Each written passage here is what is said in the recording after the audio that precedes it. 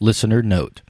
On January 22, 2015, I interviewed Trevor Loudon regarding a few issues such as the communist takeover of the Democratic Party, the NDAA, and the new Republican initiative, which resulted from suggestions made by Mr. Loudon.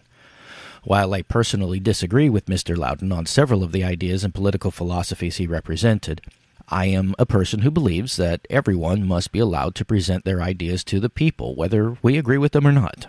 The fact is, there may be something of value in any idea that can be used to further the cause of freedom in the United States.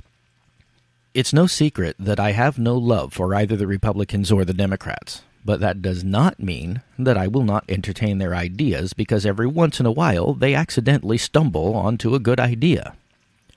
This idea of Mr. Loudon's is unlikely to work in today's America. However, that doesn't mean it can't work. I found the idea intriguing enough to want to give it time on my show. It is important that the listener of this show make certain adjustments to their thinking and listening habits when this idea comes up. Don't get hung up on the names of the people whom Trevor offers as his ideal candidates for certain positions. The names are really not important. What is important is the idea itself. You can plug any names you wish into the various positions discussed. Again, I think the idea is flawed and naive to American politics, but just because I think so does not make that the case. The listener is advised to research the possibilities and come to their own conclusions. Now, I hope that you will come to the conclusion that the only political party worth a damn anymore in America is the Libertarian Party. But I won't hold it against you if you don't. I'll just keep hammering away at you until you understand that freedom, no matter how dangerous it is to maintain, is worth giving a second chance. Because the only other options available to us currently are fascist communism, offered by the Democrats, and fascist authoritarianism, offered by the Republicans. Either way, we lose freedom forever. Stand by. Clearing channel. Frequency stabilizing. Begin unauthorized broadcast. Through Forseti. The Druth About.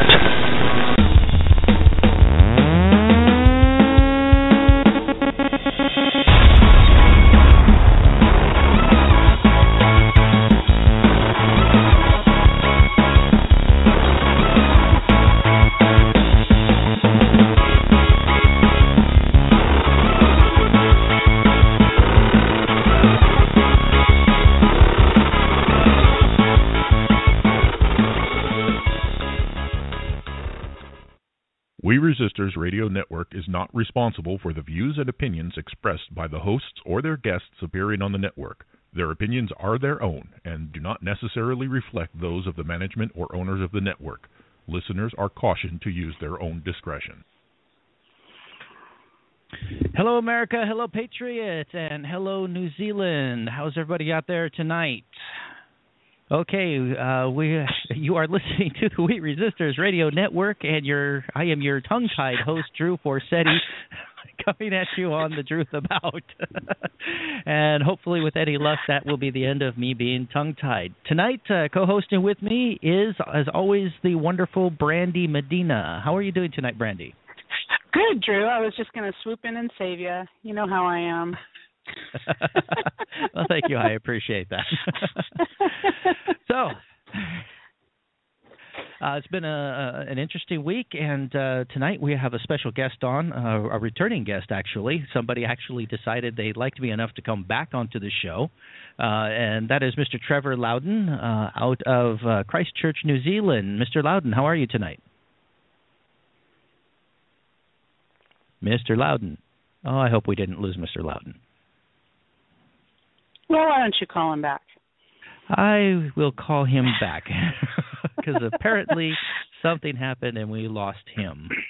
Oh, so listeners, if you're listening and you have a question for Drew or for Trevor Loudon, please dial area code 347-857-4397 and press 1. Don't forget to press 1. If you don't press 1, we don't see you in the queue. Yeah, exactly. And you can also access via Skype from the website, or you can log into chat, and questions will be taken from the chat room as well. All right, and we've got Mr. Loudon back. How are you doing tonight, Mr. Loudon? Good, thanks, Drew. How are you? Hello, Randy. Well, hey, I'm doing Trevor, very how well. are you? Good, great.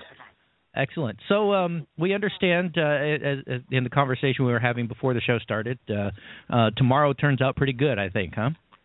Yeah, look, and if anybody in the States wants the lottery numbers, just please let me know.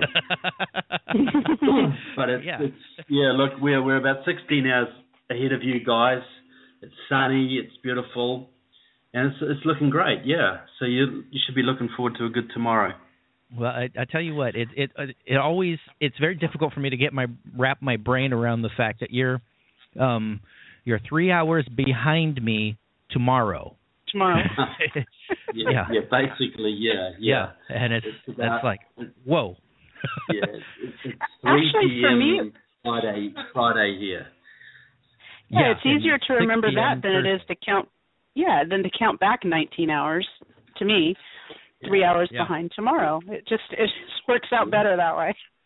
So, Trevor, keep those lottery numbers, okay? And we'll take that offline, and I'll get those from you at the end of the show. Okay. Don't tell anybody else. Yeah. Let me know how that works out for you, all right? All right. Now, we were discussing something very interesting about a certain piece of information that you have happened to come across regarding some happenings up, shall we say, quite a ways north of you. In a little tiny country people might not have heard of, Russia. Was that something you would like to share with everybody? Well, look, and I normally don't discuss rumors, but this will be interesting because it came from what I consider a reliable source, and that there are reports that the Russians are preparing for big river crossings, and they may be preparing to invade the Ukraine. Oh, so, wait a minute. Vladimir Putin, the man who is being hailed in the United States as the great savior of the world, is about to engage in war with Ukraine, or at least it appears to be that way? Well, no, he's just going to invade the Ukraine to save the poor ethnic Russians there who are being savaged and brutalized by the Ukrainian fascists. Oh, is that okay? Right. That's the rationale. Yeah, but that's the story I'm hearing. And look, if people think, and it really concerns me in the States because you do have a lot of people who think that Putin is some kind of savior and he's a good Christian man and all this kind of thing. You know, there was a conference held in Moscow on December 13th last year, just a couple of weeks ago, and they invited a whole bunch of American communists. They invited some American so-called right-wingers, the Texas Nationalist Movement, for example, and the League of the South, a sort of neo-Confederate type thing. Right. And they had a whole bunch of Marxists and far-right fascists from all over Europe there. And their goal was to unite Black Revolution in the United States with the Palestinian Intifada, with the Russian separatist struggle in the Ukraine. So they want to start revolutions in America and revolutions against Israel and to defend Russia's takeover of the Ukraine and link all of those three struggles. And you have American conservatives like Pat Buchanan who hail Mr. Putin as some kind of savior. You wonder what kind of Kool-Aid that man's been drinking, you know? I have asked myself that same question many a times. So what the hell kind of Kool-Aid are these people drinking? Yeah, look, Putin is a KGB man. You know, what does the KGB do? It aims to consolidate power for itself and destroy freedom around the world. And that is what he is poised to do in the Ukraine right now. Whether it will be tomorrow or the next day or in a month's time, Putin plans to take the Ukraine back, then the Baltic states, then Eastern Europe, then Western Europe.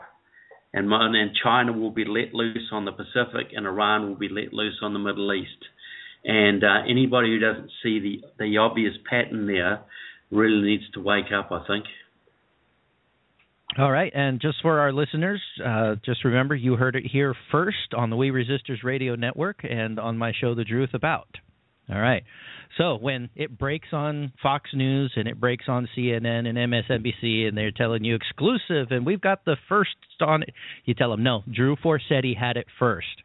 Yeah, it's true. And look, I hope and pray that I'm completely wrong, my source is incorrect, and that you don't get your scoop. But that's just what I heard, and I thought I would pass it on for anyone who's interested. Okay.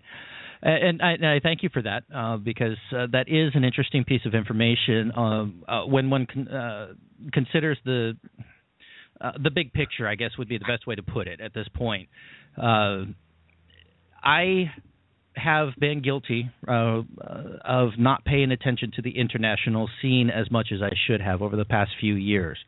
But over the past several months, I have been making it a point to be more interested in what's happening out there. And I'm not liking what I'm seeing. I'm not liking the patterns that I'm seeing from Putin. I'm not liking the patterns that I'm seeing from China. The BRICS alliance really concerns me. Yep, it should.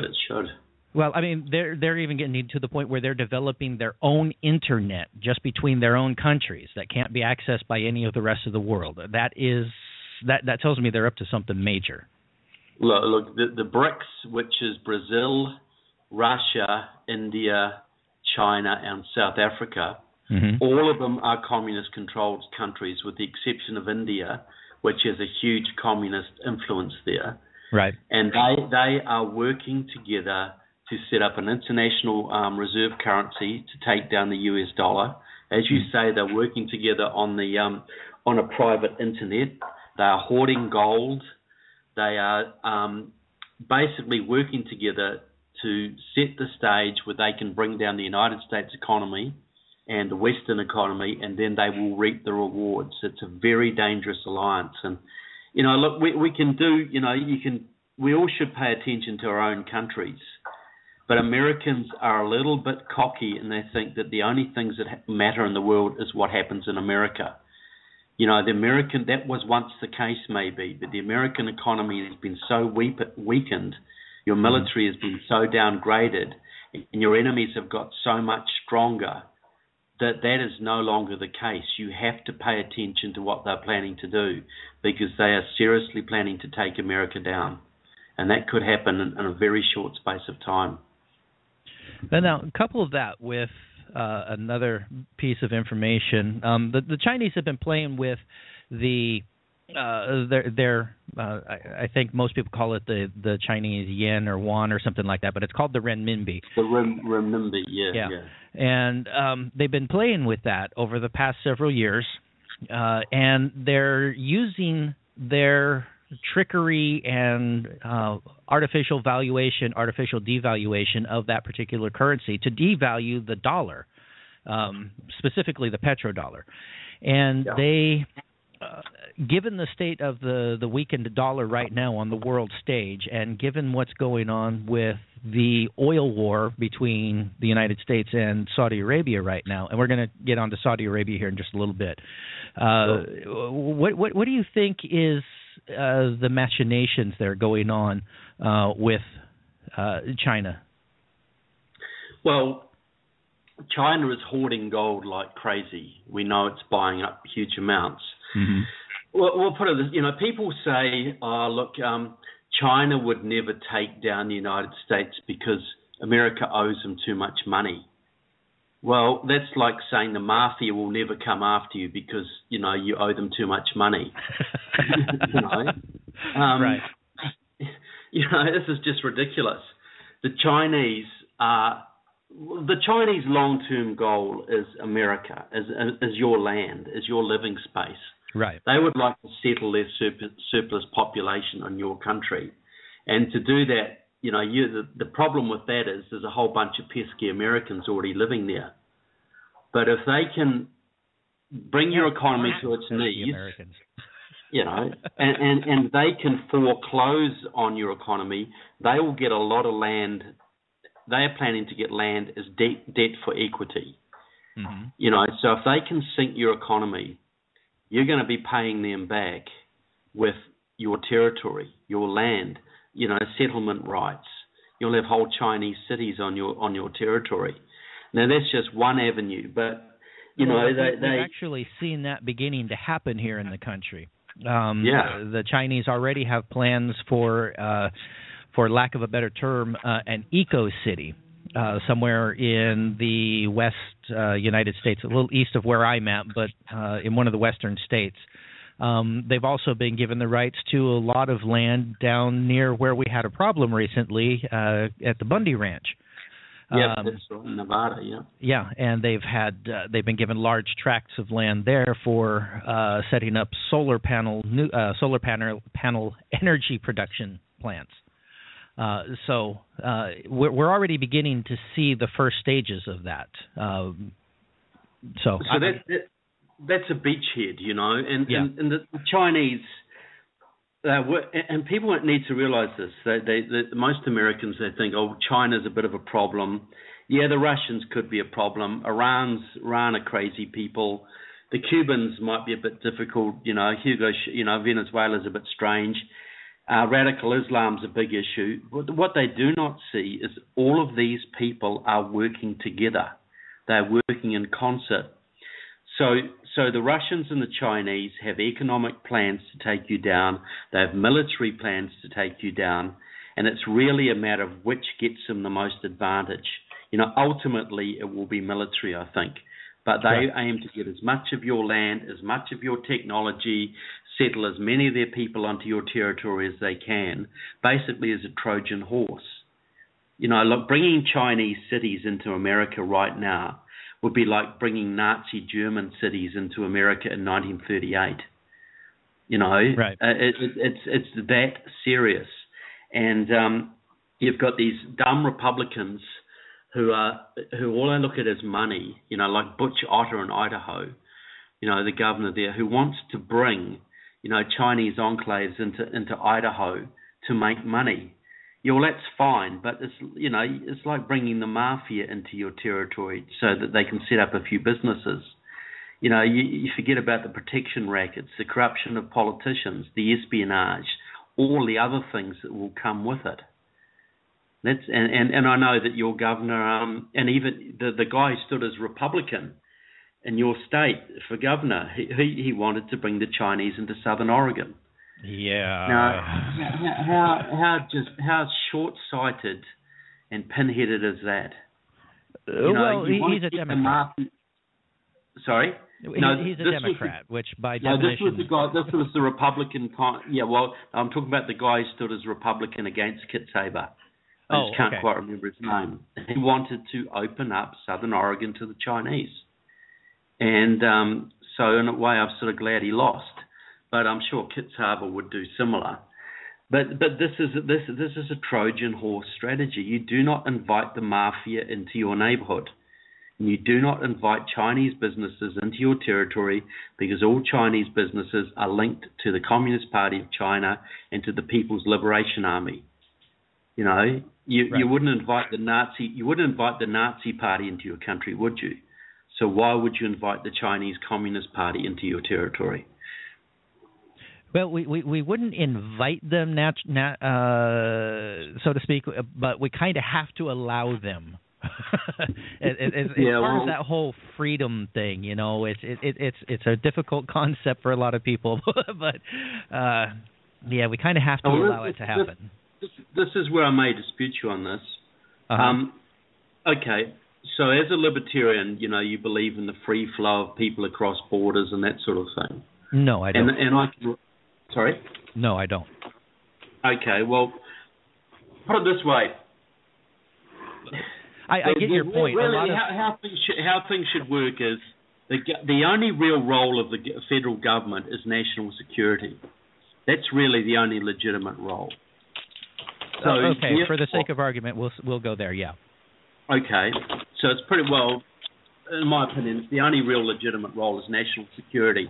Mm-hmm. I would be quite happy for the U.S. federal government to ban trade with China or Chinese nationals coming onto your territory, just as they did with Cuba, just as they would do with North Korea, for instance, because the Chinese are a security threat.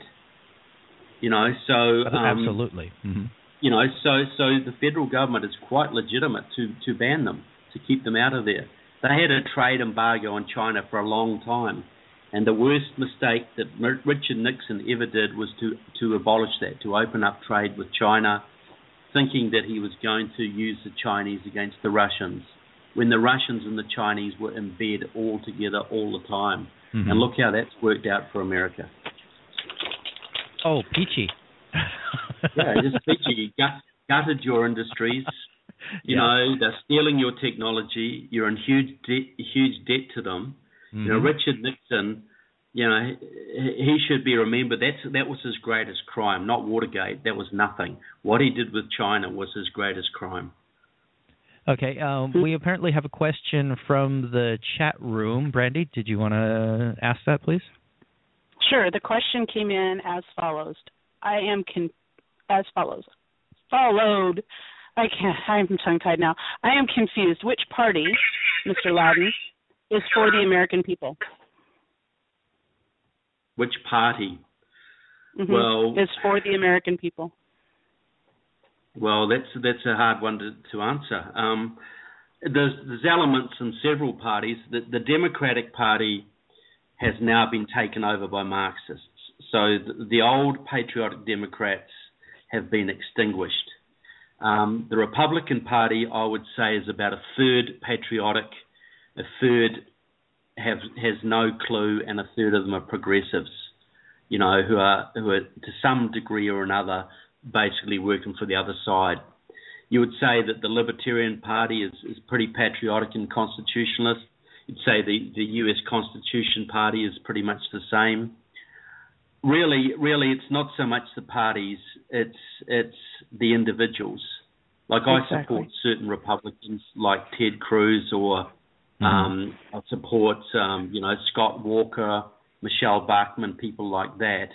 But I certainly don't support Mitch McConnell or John Boehner or Karl Rove. So party in itself isn't a reliable indicator, other than saying that unfortunately the Democratic Party at the top levels is now totally subverted. It's totally under Marxist control. And that's basically going to be the... Yeah, hold on just a second. That's going to basically be the main focus of the show tonight. We're just kind of discussing a couple of world affairs for right now, just kind of warming Mr. Loudon's vocal cords up, so to speak. Go ahead, Brandy. The question I had to ask is what, from my perspective and what I see, is it's safe to say that we can safely say that the Democratic Party politically has been a little bit hijacked. Yeah? Yeah, hijacked is a very good word. Is that an accurate? Okay, so but that doesn't mean that what happened. It doesn't mean that every grassroots Democrat is a bad person, for sure.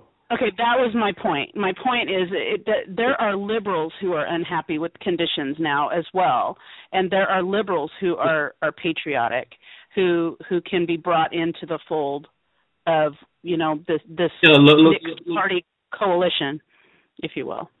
Look, absolutely. Look, if Harry Truman was running the Democratic Party right now, or John F. Kennedy, I wouldn't have a problem. Sure. But unfortunately, and unfortunately, a lot of Democrats still think they are in control, But what happened in 1995, the Marxists of Democratic Socialists of America took control of the AFL-CIO, the unions. From that vantage point, they started purging all the moderate Democrats, the Dixiecrats, the Southern Democrats, anybody who stood in their way. The last one to go was Joe Lieberman, the senator from Connecticut. Now the top levels of the Democratic Party are controlled completely by the hard left, absolutely completely. And so, all those grassroots Democrats out there who love their country, who are patriotic, have probably served overseas, have served in the military or whatever, they need to understand that their party has been hijacked. I don't like to bring them that news, but that's unfortunately the case. Okay. All right, and I have one more question before we get into the meat of tonight's episode. Actually, Brandy has the question rather than I do. So go ahead and ask Brandy. Okay. Oh, this is my question, my personal question. Yes. What else happened in the world today, Trevor? Have you been following the news? You haven't. You've been isolated, right? Look, I know the Saudi king died. Yeah. What do you see happening as a result of that? What do you think that creates? Could leave a bit of. Well, it obviously creates. From what I hear, the successor is a bit of a no-hoper. You know, he's well, that's a New Zealand phrase for somebody who's a bit of a good for nothing. And so you know, so they've had a strong ruler in Saudi Arabia, who, for all his faults, has probably kept the region sort of stable. So this opens up potential for a power struggle, and you've got Iran wanting to get in there. You've got the Russians wanting to get in there. A lot of people don't realise that the Saudis are a lot closer to the Russians than people realise. People say they're an American ally. Well, I don't really count them as a very reliable ally. They definitely support some pretty radical elements, and they're very cozy to the Russians at times.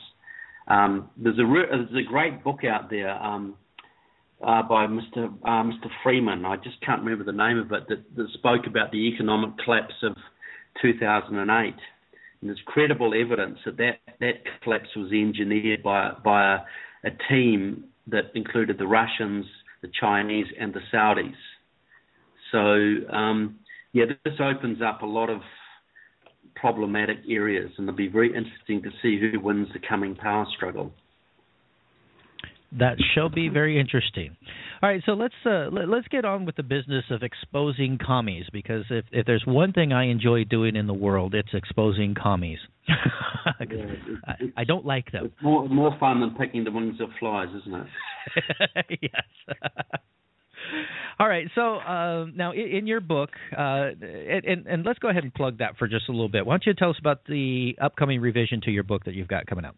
I believe in April, right? Look, in late 2013, I released The Enemies Within, Communists, Socialists, and Progressives in the U.S. Congress.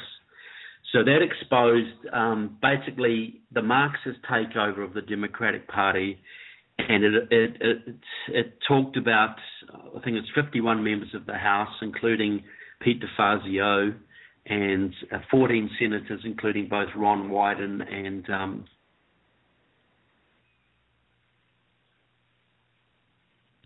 Trevor, are you there? I think we've lost Trevor again. All right, folks. Well, I'm going and try to get Mr. Loudon back on the line, but in the meantime, if you would like to call in and talk with Mr. Loudon, please dial 347-857-4397. That's 347-857-4397. Be patient with us because Mr. Loudon is in New Zealand. He lives out in the middle of nowhere, and so his internet connection is oftentimes spotty at best. So we will attempt to get him back here as quickly as we can. So now here's the thing I want everybody to understand. We are not necessarily, I personally am not necessarily in agreement with everything that Mr. Loudon says. But I will allow everybody their opportunity to have their chance to question Mr. Loudon on some of his thoughts and beliefs. If you'll just please bear with me and give me time to conduct this interview and talk about the things that I about tonight. And then I will open up all the phone lines, and we'll give everybody the opportunity to chat with Mr. Loudon. All right, Mr. Loudon, you're back. Yeah, sorry about that. The internet's a little bit iffy here. That's all right. Not a problem. Gentlemen. All right. Yes. I did post that book from Kevin Freeman, was the author, that Trevor mentioned in the chat room. So. Okay. The information is there. Mm-hmm. What was the name of it, Brandy? Just remind me. It is it's the 2008 financial crisis. Go ahead. Go ahead, Brad. Kevin Freeman. Yeah. 2008 financial crisis, work of economic warfare by financial terrorists. And we know they exist. And the point that Kevin Freeman makes is that they did the job in 2008 just in time to help Obama get elected. And they are in position now to do it again at any time, but only worse. So, but I think before the NSA shut me down, I was mentioning that we have a new Congress now, and so some of the old culprits have retired or gone or been driven out, voted out, and so I've got a new edition which I'll update every 2 years of who the current radicals in Congress are. So this one will profile at least probably 65 serving congressmen and probably over 20 senators. So that's the size of the problem you have. You know, a 20% of your senators and probably a quarter of your congressmen would not pass a basic security test, FBI security clearance, to clean the toilets at any military base in your country, yet they're serving on the Science and Technology Committee, the Armed Services Committee, the Intelligence Committee, the Homeland Security Committee, with access to all sorts of government secrets and the ability to influence public policy and to benefit your enemies, and they are doing it. Now, I when I was reading your book, the one thing that I noticed is that everybody that you have in there is a Democrat. Now, except for Bernie Sanders, the independent, yes. Yeah, who was a Democrat in heart, yeah. Exactly.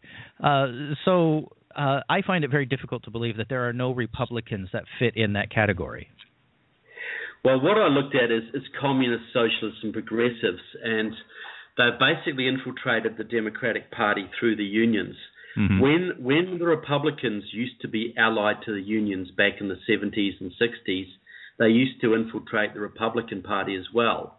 Like they had pro-communist Congress senators like Edward Brooke out of Massachusetts. They had Jacob Javits out of New York, who were basically communists. Dick Lugar out of Indiana, I would also put in that category, but he was primaried out by the Tea Party, thankfully. So look, if you're looking at communism, it's mainly a Democratic Party problem. Not saying it's not in the Republican Party, but it's in much smaller degrees. The Republicans tend to be more world government progressives. They tend to be more, go-alongs to get alongs, Wall Street lackeys, that sort of thing. So I'm not saying the Republicans are saints or blameless. I'm saying that the communist aspect is much more a Democrat problem at the moment.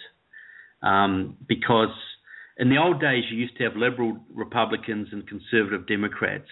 So the communists would infiltrate both parties. But now you tend to, as the Democrats have gone further left and the Republicans have tend to get more conservative, though not enough for me, it's more socialist influences, more a Democratic problem. All right. So it just seems to manifest itself more prevalently with the Democratic Party. Yeah, but they've got more leverage in the Democratic Party because the leverage comes through the unions, and most Republicans are not allied to the unions anymore. You'll find very few, who have worked with the unions, whereas the Democrats are totally lockstep in with the unions, and the unions are controlled by the communists. I'm not saying there's none, but it's certainly not as obvious as it is with the Democrats. All right, so let's talk about the communist takeover of the unions. Now, in your book, you mentioned a very lengthy process that. Second here. Sorry about that. Where Brandy lives, there's a fire, so that was the fire station alarm going off. Anyway. You mentioned a very lengthy process that the communists have gone through to basically take over the unions. Now, as I was reading the book, I was struck by the fact that you started out with how they did this with New Zealand. And as it progressed, I noticed that it was the exact same pattern that they are using here in the United States. It worked so well in New Zealand, apparently, that they decided that the United States was a good place to try it next. And it looks like it's succeeding here, too. Am I right? Yeah, it is. Look, and how I got to this was back in the 1980s, New Zealand, we elected a socialist Labour government, and the first thing they did was to ban nuclear warships from our harbours. Mm-hmm. Now that destroyed our military alliance with your country. Now, and a lot of New Zealanders thought this was great. It meant that we could keep out of the nuclear umbrella and we could all be for peace and neutral, and we didn't have to worry about nuclear war and all this kind of thing. And it was a very popular move. But I spent a lot of time interviewing a New Zealander who had infiltrated the New Zealand Communist Party for our security services, the equivalent of your FBI. He went to Moscow and trained in 1983 at Lenin's Institute for Higher Learning. 6,000 communists were training there, 6,000 of them from all over the world. And he was there when they planned New Zealand's anti-nuclear policies. They were trying to break up NATO at the time. They had big, massive peace marches going on through Europe, ban the bomb, get America out of Europe, disband NATO, etc. And they were thinking if they could take New Zealand out of the anti-nuclear alliance, the psychological and propaganda impact of that would spur on the European peace movement and help to destroy NATO. So what they did they formulated a bunch of slogans. They gave them to this delegation of 4 New Zealand communists. They went back to New Zealand. They held secret meetings with the Labour Party, which was infiltrated by communists, like your Democrats. They had secret meetings with the peace movement, which they controlled, and with the New Zealand Labour movement, which they controlled. They mounted a public campaign, and in 6 months, that law was in front of a New Zealand Parliament and was signed off, and our alliance with you was dead. Moscow's policy was enacted in the New Zealand Parliament within 6 months. Now, right now, they're doing that with Obamacare. They're doing it with the immigration amnesty. That's a communist policy. Obamacare was designed by the communists. They're doing it with the destruction of the United States military. They're doing it with cap and trade and the global warming stuff. All of these major policy initiatives, even socialization of student loans was a communist policy. All of these major policy things coming out of the Democratic Party can be traced directly back to the communist movement of your country. So the communists set the policy, they make them union policy, and the unions make it democratic policy. And they pass the laws, and hey presto, you've got communist laws on your books.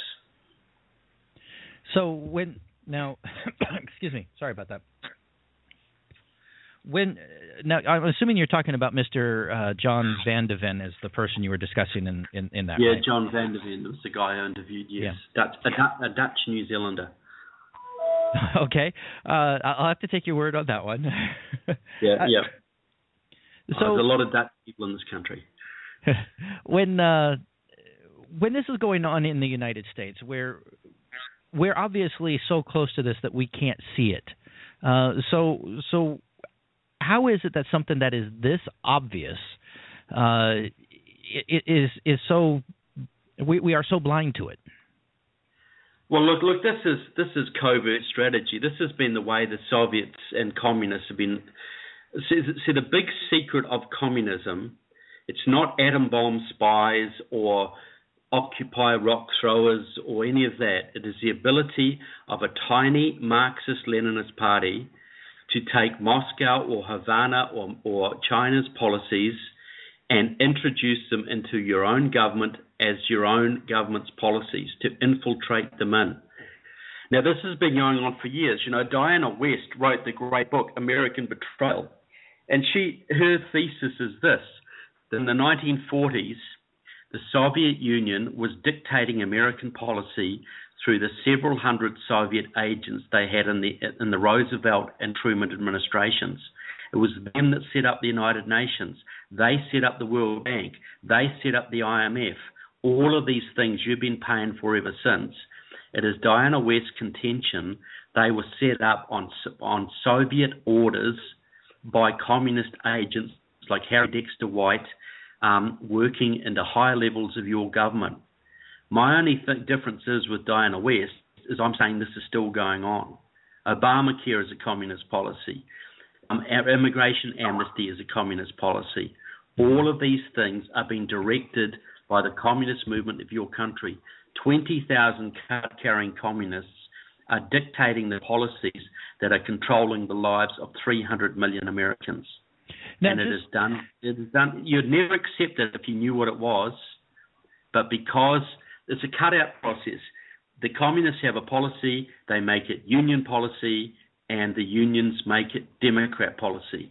So those Democrats can put their hands on their hearts and say, this is our policy. This is our origination. And American voters have no idea these policies were set by tiny little Marxist sects who owe their allegiance to Beijing or Havana or to Moscow. All right, so here's the thing, though. You're talking about things that happened in the 40s and 50s and 60s, okay? And hell, I was barely alive in the 60s. So people listening tonight are probably going, well, gee whiz, that's all in the past, okay? How is this relevant to today? Well, see, what happened, your union movement, you were very lucky in America because your union movement was controlled by hardcore anti-communists like Lane Kirkland and George Meany. But in 1995, Democratic Socialists of America, working with the communists, and Democratic Socialists of America is a communist group, by the way, despite its name, they took over the AFL-CIO. It took them years to do it, but they put their member, John Sweeney, in as president. Then they abolished the anti-communist clause from the AFL-CIO's constitution. You weren't allowed to be an officer of that union group if you were a communist once. They abolished that clause. The Marxists came flooding back. Then they took over the Democratic Party. That's why the Democrats have gone so far to the left in the last 20 years, because the unions were taken over by the communists. So it's relevant now because you think things like, okay, Obamacare, is that the single biggest theft of freedom in your country in the last few years, do you think? I'm sorry, you broke up. Can you ask that question again, please? I didn't hear it all. It's my opinion that Obamacare is the single biggest theft of American freedom in the last few years.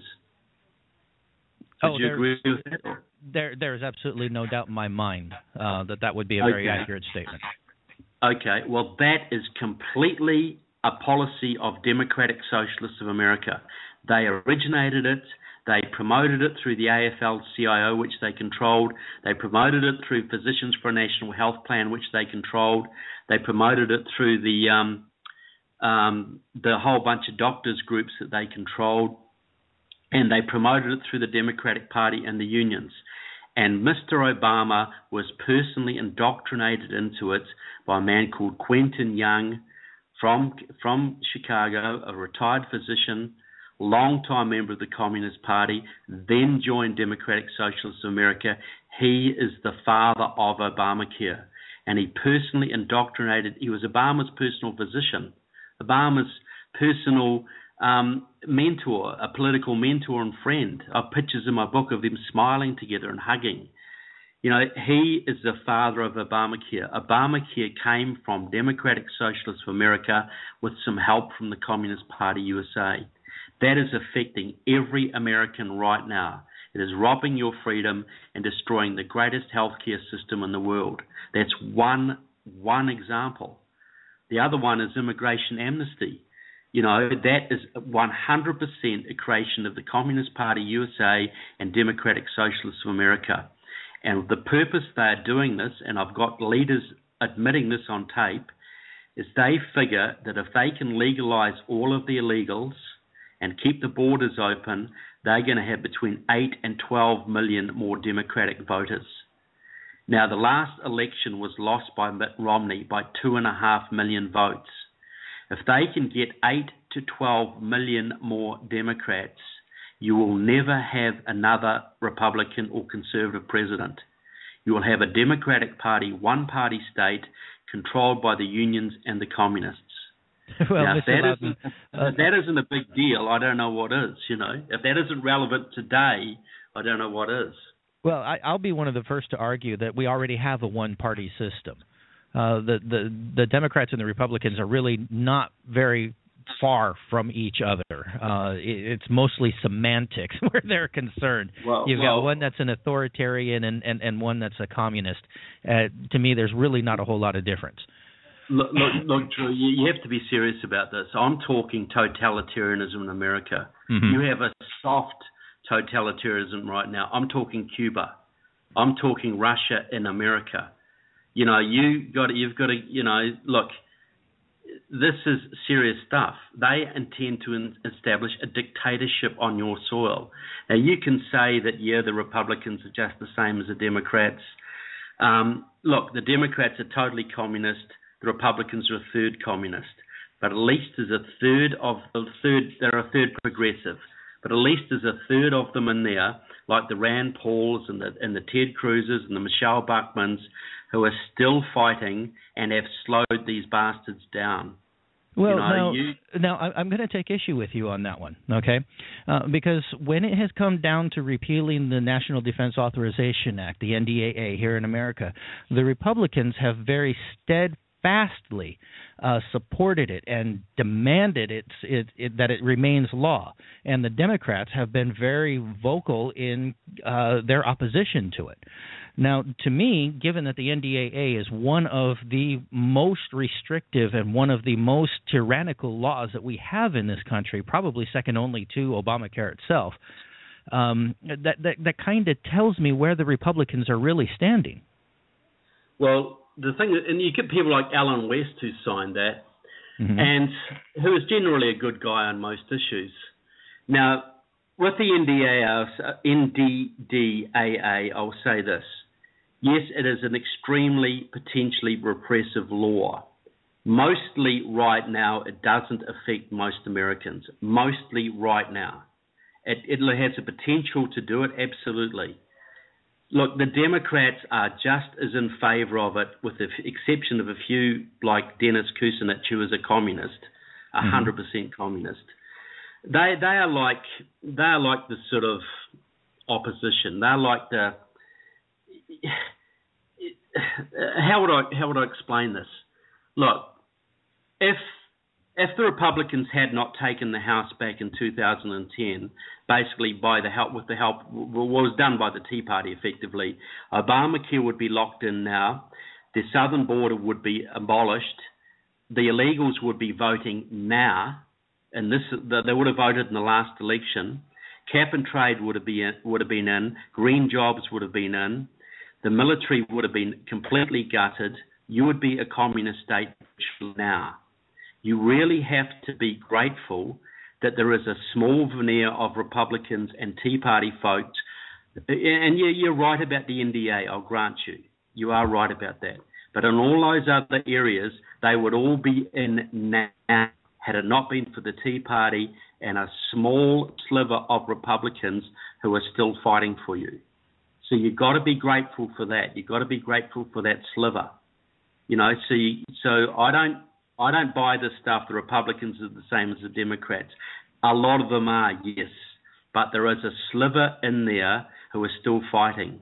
And they still have positions of authority. The libertarians, you could say, yep, they're all good guys. They're all straight. They'll fight for America, but none of them have executive power at high levels. Well, unfortunately, being a libertarian myself, I wish I could say that, but unfortunately there are a lot of libertarians out there who are, linos, basically. Look, libertarians is a label like any other, and there's a big variation of opinion in the libertarian movement, I know. But the point I'm getting at is America is on the verge of a communist takeover. Mm-hmm. And a lot of libertarians do not get that. They think we got 20 more years of meandering around. This is Czechoslovakia 1947. The communist takeover was finished in 1948. That's how close we are. We've got a few people in the government who are still fighting for us. If we don't protect those people and help them and let them expand, we are done. So I do not buy this. We write the Republicans off the same as the Democrats. Look, if a Democrat stood up tomorrow and stood for the things that we believe in, I would support him too. But that's not going to happen. But there are a small sliver of Republicans, the Jim Bridenstines, the Michelle Bachmans, the Louis Gohmerts, the Ted Cruzes, that we should thank our lucky stars that we still have. And we should cherish those people and protect them because they are our lifeline right now.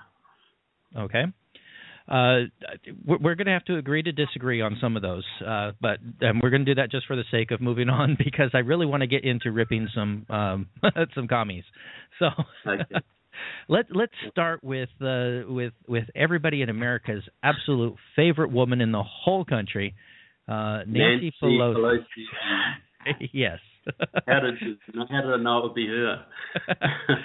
Now, obviously, for the record, Nancy Pelosi is the former Speaker of the House.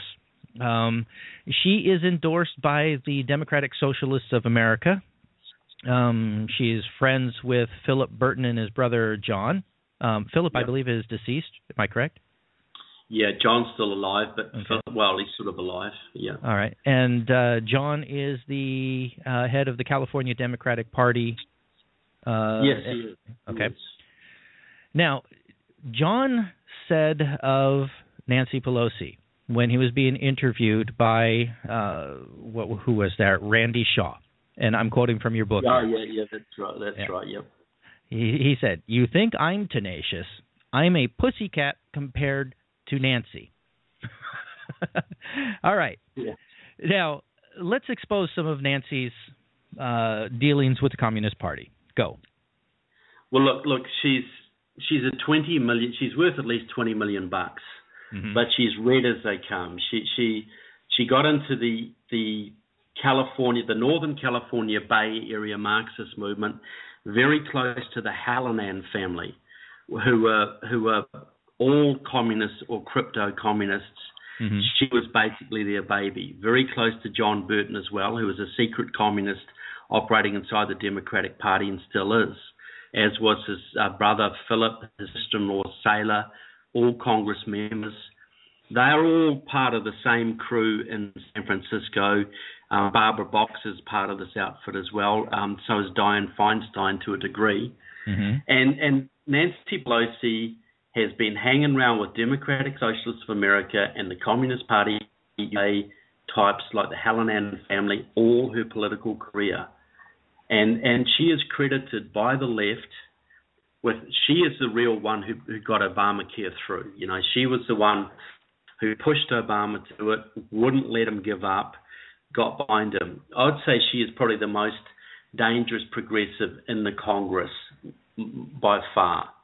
Endorsed by Democratic Socialists of America in 1996, wrote a tribute to the Communist Party member Carlton Goodlett in 1997, posted in the Congressional Record. Same to the same Communist Party member Harry Bridges. Right in with Fred Roth, big support. Okay, I think we may have lost him again. And just a reminder, everybody, he is in New Zealand, and things are a bit sketchy between here and there. A lot of satellite issues going on and everything. So just give us an opportunity to get him back, and hopefully we can get back on track with where we were here.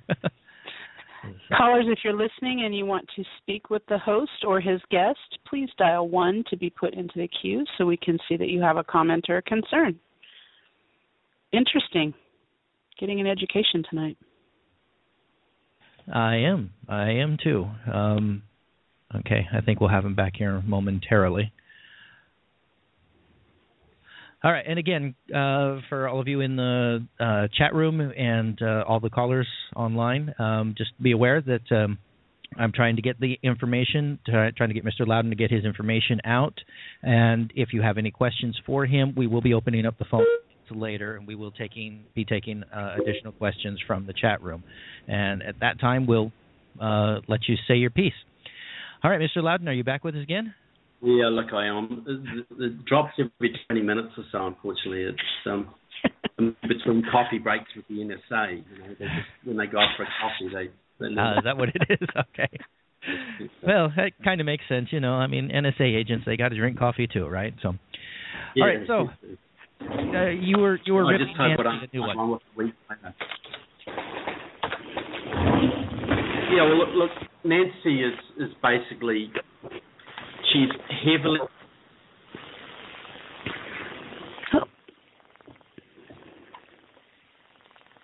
She's heavily.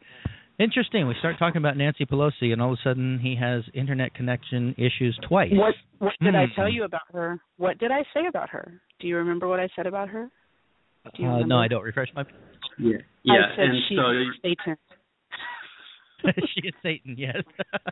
Okay, Mr. Loudon, if you're back with us again, go ahead. Yeah. Look, I've got no written evidence of that, but it wouldn't surprise me. Yeah, I've actually found no documentary evidence proving it, and I've been in libraries all over. I haven't actually been down to Hades to check, but don't go. Somewhere there is a hell missing its devil. Somewhere. All right, with Dianne Feinstein as the number 2. All right, so let's talk a little bit about Dick Durbin. What can you tell us about his connections with the communists?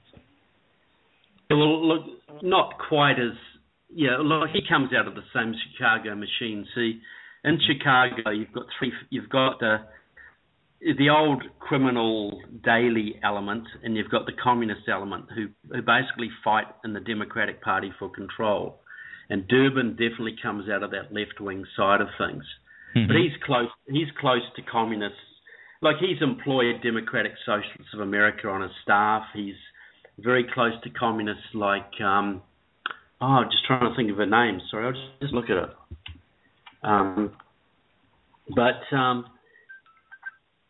He's one of the very top Democratic senators. Mm-hmm. He was supported by committees of correspondence in his elections, which is an offshoot of the Communist Party USA. He's very close to. He's very.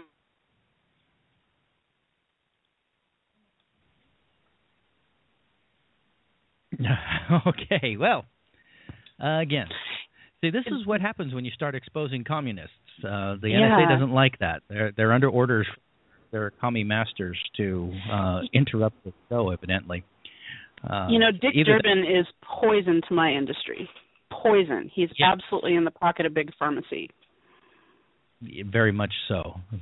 Yeah. All right, what we're going to do is we're going to go ahead and take a break. And while we take the break, we'll see if we can't figure out some kind of, I don't know. We'll see if we can fix the internet issue somehow. I don't know. Nancy, I'm sorry. Brandy, can you run up to the satellite and see if you can realign the antenna or something?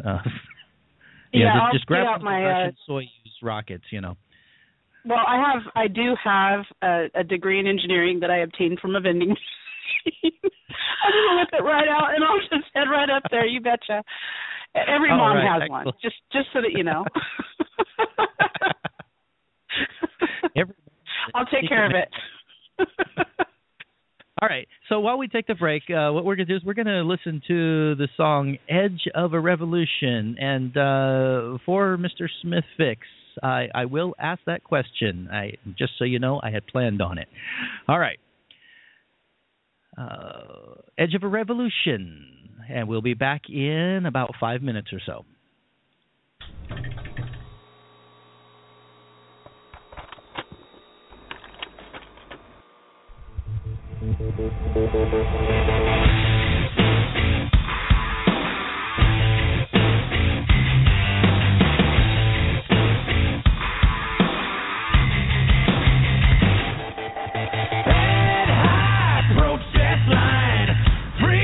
Scribbled on your side.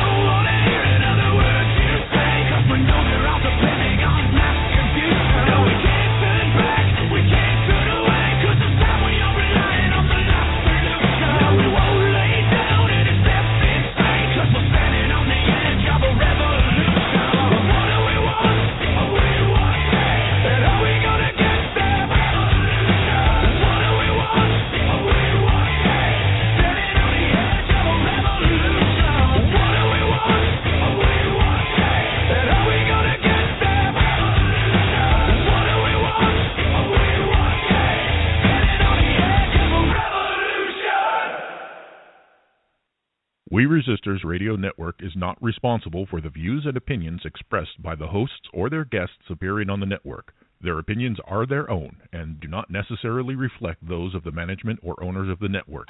Listeners are cautioned to use their own discretion. All right, we're back. This is the We Resistors Radio Network, and this is the Druth About. I'm your host, Drew Forseti, and my special guest tonight is Trevor Loudon. And assisting me tonight as my board op and co-host is Brandy Medina. Now, you might remember Brandy Medina. She has the Monday night show, Holistic Health from the Edge. And recently we have been talking about how messed up I am. So stay tuned next Monday to listen to her show, and she's going to tell you just exactly how messed up my, I think my lymphatic system or something like that is. Anyway, she'll have the whole rundown for you. Adrenal glands, right. Adrenal glands. All right, yes. On Tuesday nights, we have Common Cal and Isa Haj, our Catholic and our Muslim. And if you want to find out if a Catholic and a Muslim can agree on anything, tune in Tuesday nights to A Muslim and a Catholic Wake Up in Murica. On Wednesday nights, we have our resident anonymous Legionnaires, Switchblade and Orlando Phoenix. They will be on the show, and they will give you a glimpse as to what is going on behind the veil or beyond the veil. Thursday nights, well, it's me.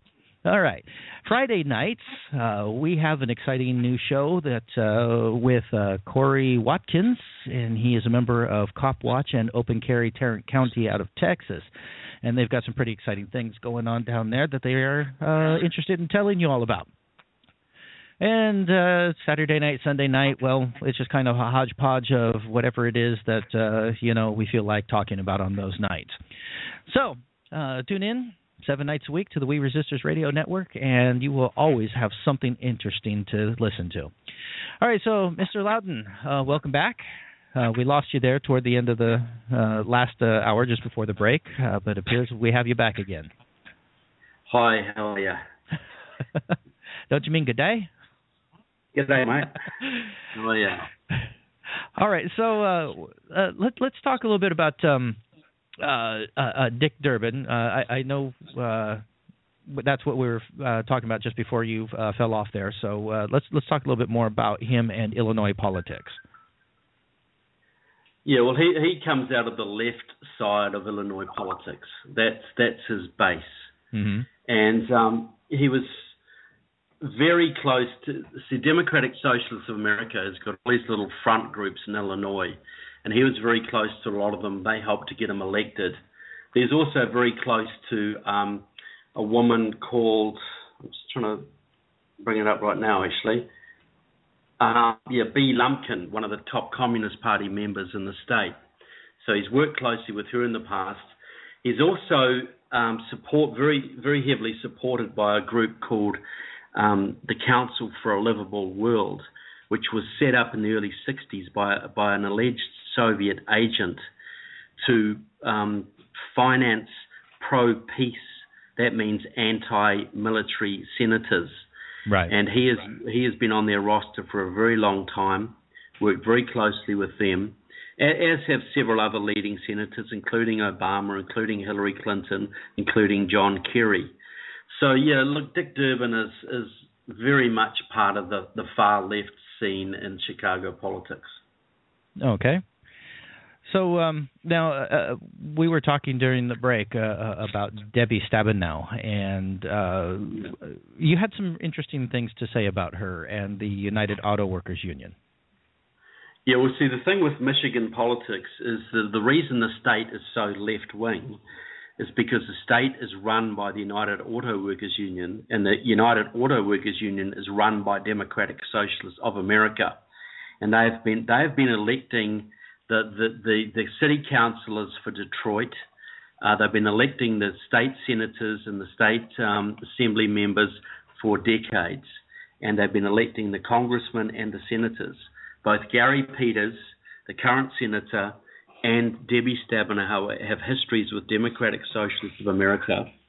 Debbie Stabenow was very close to a woman called Millie Jeffrey, a top person in the United Auto Workers Union, a top Democrat. and also a top member of Democratic Socialists of America. Millie Jeffrey was so powerful, it was her that basically engineered Geraldine Ferraro to get on the VP ticket for the Democratic Party about 20 years ago. Mm-hmm. That was Millie Jeffrey's doing. So she basically got Stabenow into power. She took Stabenow to the Soviet Union. She took her to China. She worked on her campaigns, got her elected. She did the same with Jennifer Granholm, who was the governor of Michigan for some years, and is a very powerful figure. So Stabenow is of that milieu as well. She hangs around with the Justice Caucus, which was set up, which was the left-wing element of the Michigan Democratic Party, which was set up by Democratic Socialists of America. So she's very much their person. And if she does stand for much higher office, as you suspect, Drew, she'll be one of several Marxists standing that have stood for the Democratic Party, for vice president or president over the last 20 years. Obama wasn't the first one. Yeah, and that's one of the things we talked about during the break is that it is my opinion that she is a contender for the office of the presidency or vice presidency sometime in the not-too-distant future. That could well be. Yeah, I believe she's got that kind of gumption. She's pretty popular in the state. Mm-hmm. She's a likable lady. She's popular in the state, but she's socialist through and through. Well, that's 3 strikes as far as I'm concerned. So let's move on to Bernie Sanders. Yep. Now, Bernie Sanders is actually an independent out of Vermont, right? Bernie Sanders is a card-carrying member of Democratic Socialists of America. He's a supposed independent. He's a hardcore Marxist. Used to go down to Nicaragua to work with the Sandinistas.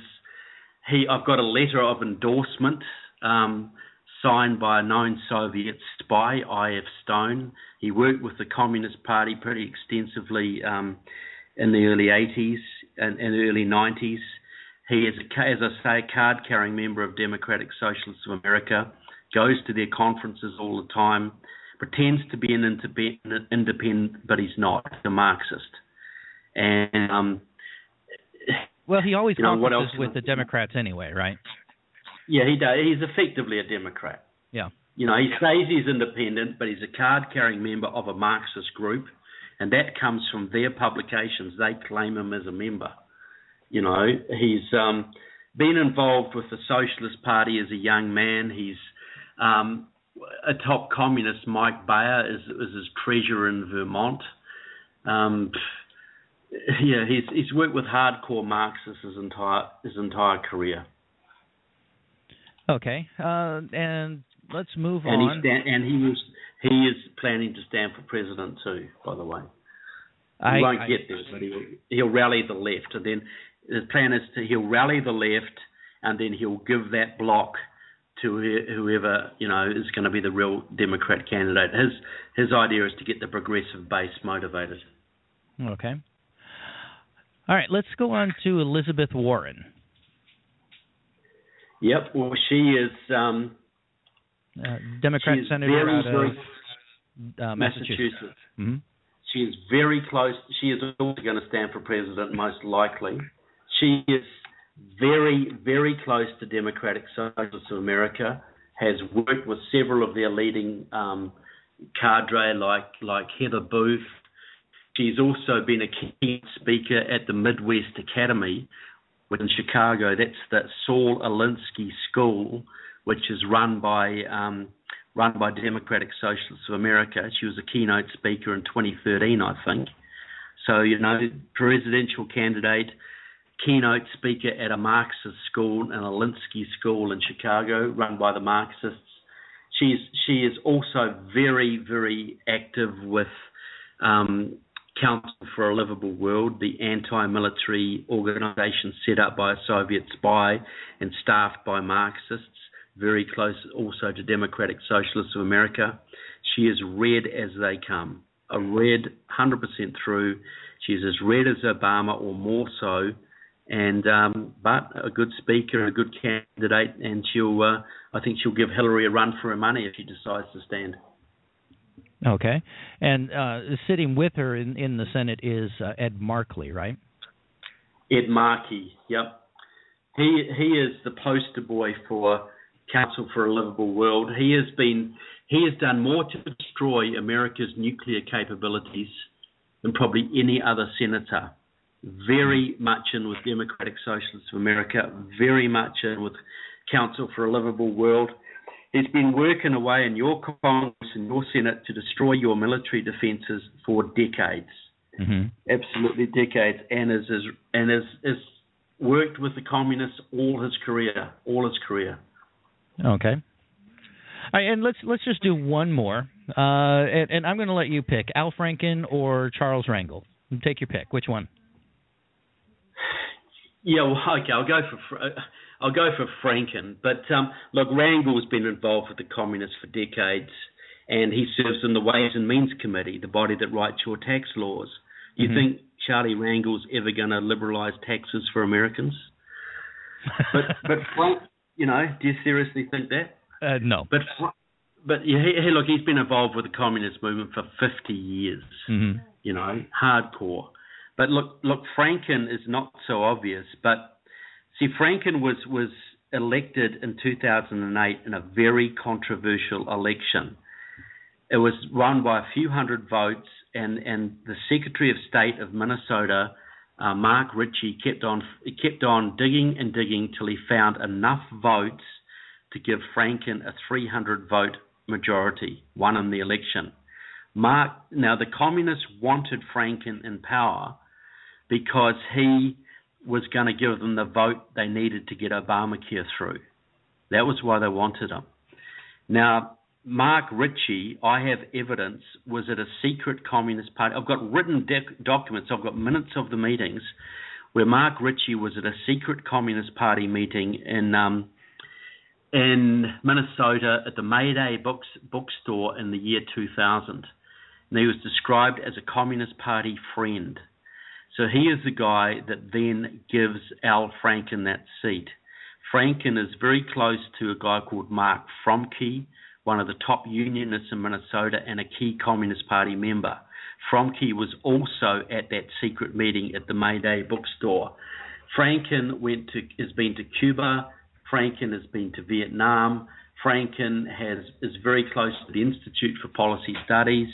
He's very close to Democratic Socialists of America and very close to the Communist Party. So he ticks all the boxes, all of them. And he's a good comedian, but he's as left as they come, and he's backed by the communists and the socialists, and he gave you Obamacare. Okay, so I think that's good enough for this show. I think that gives very strong evidence that we definitely have a communist, or at the very least a socialist, which is basically just communist light, I think is the way you put it in your book, a problem in Congress all the way around. Now, I am being harassed. There are some people who really want to ask you some questions, and they're really harassing me. But I want to let you all understand. I will get everybody on in just a little bit because this next part of the show is the part that I have really been looking forward to for the whole week. Okay, and this is where Mr. Loudon and I are going to go head-to-head on an issue called the Republican Initiative. So let me get through this with him, and then I promise you I will let everybody have at Mr. Loudon. You can ask him any question you want at that point. All right? Is that fair enough? Yep, well, if it's not, too bad, because this is my show. So yeah, that's right. And I believe in private property, and it's your show, and you can set the agenda. Now, let's. What I'm going to do at this point is I'm just going to let you explain what this plan of yours is, and why you think it's important, and then I'm going to go in and I'm going to tell you why you're absolutely wrong. Okay? Okay, for sure. All right, good enough. Okay, now there's two elements to this, Drew. And now you've seen a little document that was written. Now that wasn't written by me, and it slightly modifies my plan, but I still think it's of value. So this is what my plan is, okay, in a nutshell. That I basically say that the Democrat Party is gone. They're controlled by the Marxists now. There is no hope coming out of them in the immediate future. Mm-hmm. They control a certain amount of Americans' voting loyalty. You know, they've got most of the black population, most of the Latinos, a lot of the young women vote reliably Democrat. They have a bloc. They know how to bribe that bloc, and it's loyal to them. Their opposing bloc is actually bigger. There are more Americans who don't like them than there are that like them. But the problem is they are very, very split, very disunited, and have very competing agendas. You know, we know there's constitutional conservatives and libertarians and moderate Republicans and social conservatives and fiscal conservatives and conservative Democrats and, you know, blue-collar Republicans. So there's all of these different constituencies out there. We have to win the next presidential election, because I believe that if we don't, the Democrats will legalize all of the illegals. They'll get 10 or 12 or 20 million more votes, and it will be a one-party state. They will never, ever go out of power, ever. You know, not in this civilization cycle anyway. It's one party from then on. So we have to win. The only way we can win is by uniting all of these factions. It's the only way we can do it. You know, 20 million Christians who aren't even registered to vote, 4 million GOPers who stayed home last time. The only way you can win is with an inspiring candidate. You can't win with a Jeb Bush or a Chris Christie. You can't do it. The only purpose of winning is to transform the government, to restore the Constitution, gut the federal government, and restore America to where it should be. So you've got to win, and you've got to win with the people who can actually do that. So there's two elements to this. If you lose, the communists take over. If you win with bad guys, the communists take over a bit more slowly. If you win with good people, you have a fighting chance. So what I'm proposing, I think, is that an inspiring Republican has to get out and stand. And it has to be a Republican because, nobody else is going to get the votes that are needed. So I'm proposing it should be someone like Ted Cruz, maybe Scott Walker. So what I would be doing, if I was a Ted Cruz right now, I'd be going to all the elements of that base. And I'd say something like this. We have to win. We can't let Jeb Bush take it. We have to get in before the primaries and start standing now. The only way we can win and make our victory worth something is to unite the base. The only way that base is going to be united is if you have an incentive to unite. So here is the incentive. The first thing I'm going to do is I'm going to put Alan West on my VP ticket right now. Then I'm going to make, to get the Libertarian vote, to get them on board, I'm going to make someone like either Gary Johnson or Rand Paul Secretary of the Treasury, and they can do what they damn well want to the Federal Reserve and the IRS, carte blanche. Then it's going to be Sarah Palin, Secretary of Energy, and it's going to be drill, baby, drill. Open up the oil fields, Keystone Pipeline, drill in your backyard if you want to. $1 a gallon gas for every American family. Then it's going to be Scott Walker, Secretary of Labor, and he's going to take it to the unions. It's going to be right to work in every state. Then it's going to be Mike Lee, Secretary of the Interior, and he's going to be charged with returning all the federal lands stolen off the states so that you can open your mining industry, your forestry, your fishing, your farming, get that going again. Then it's going to be, then we need to sort out foreign policy. We need to stand against enemies of this country and rebuild the Western Alliance. So I'm going to make John Bolton Secretary of State. He's going to stick it to the bad guys and rebuild those friendships. Wait a minute. Ambassador John Bolton? Ambassador to the United Nations. Now for the real ambassador, for ambassador to the United Nations, this is very important. It's going to be nobody, ever. It's gone. Forget them. They're gone. Then Secretary of Health and Human Services, someone like Dr. Ben Carson. He's going to get rid of the welfare culture, restore dignity to all communities across this country. Then Attorney General, it has to be someone like Trey Gowdy. And he's going to go after those vote fraudsters, and he's going to just nail them. Get rid of that as a problem, restore justice to this country. And for all those millions of Christians out there who don't care about politics, but they do care about the education of their children, I would say to them, vote for me in your millions. I'll make David Barton Secretary of Education, and he'll get rid of Common Core and protect homeschooling and private schools forever. The idea is name your whole cabinet and run as a team. So every element of your base has got at least one person who's going to inspire them and one clear policy direction that's going to get them off their backsides in campaigning. I think that strategy would unite them.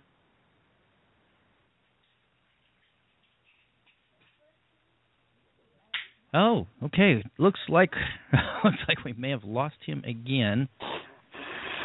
Are you there, Trevor? Trevor? No, it looks like we lost him. Let me see if I can get him back.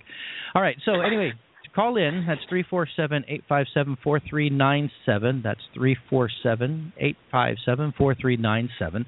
And as I said, after I get done explaining to Mr. Loudon why he's wrong on this, I'm going to open up the phone lines, and I'm going to let everybody have their say. Ask them any questions that you feel you need to ask.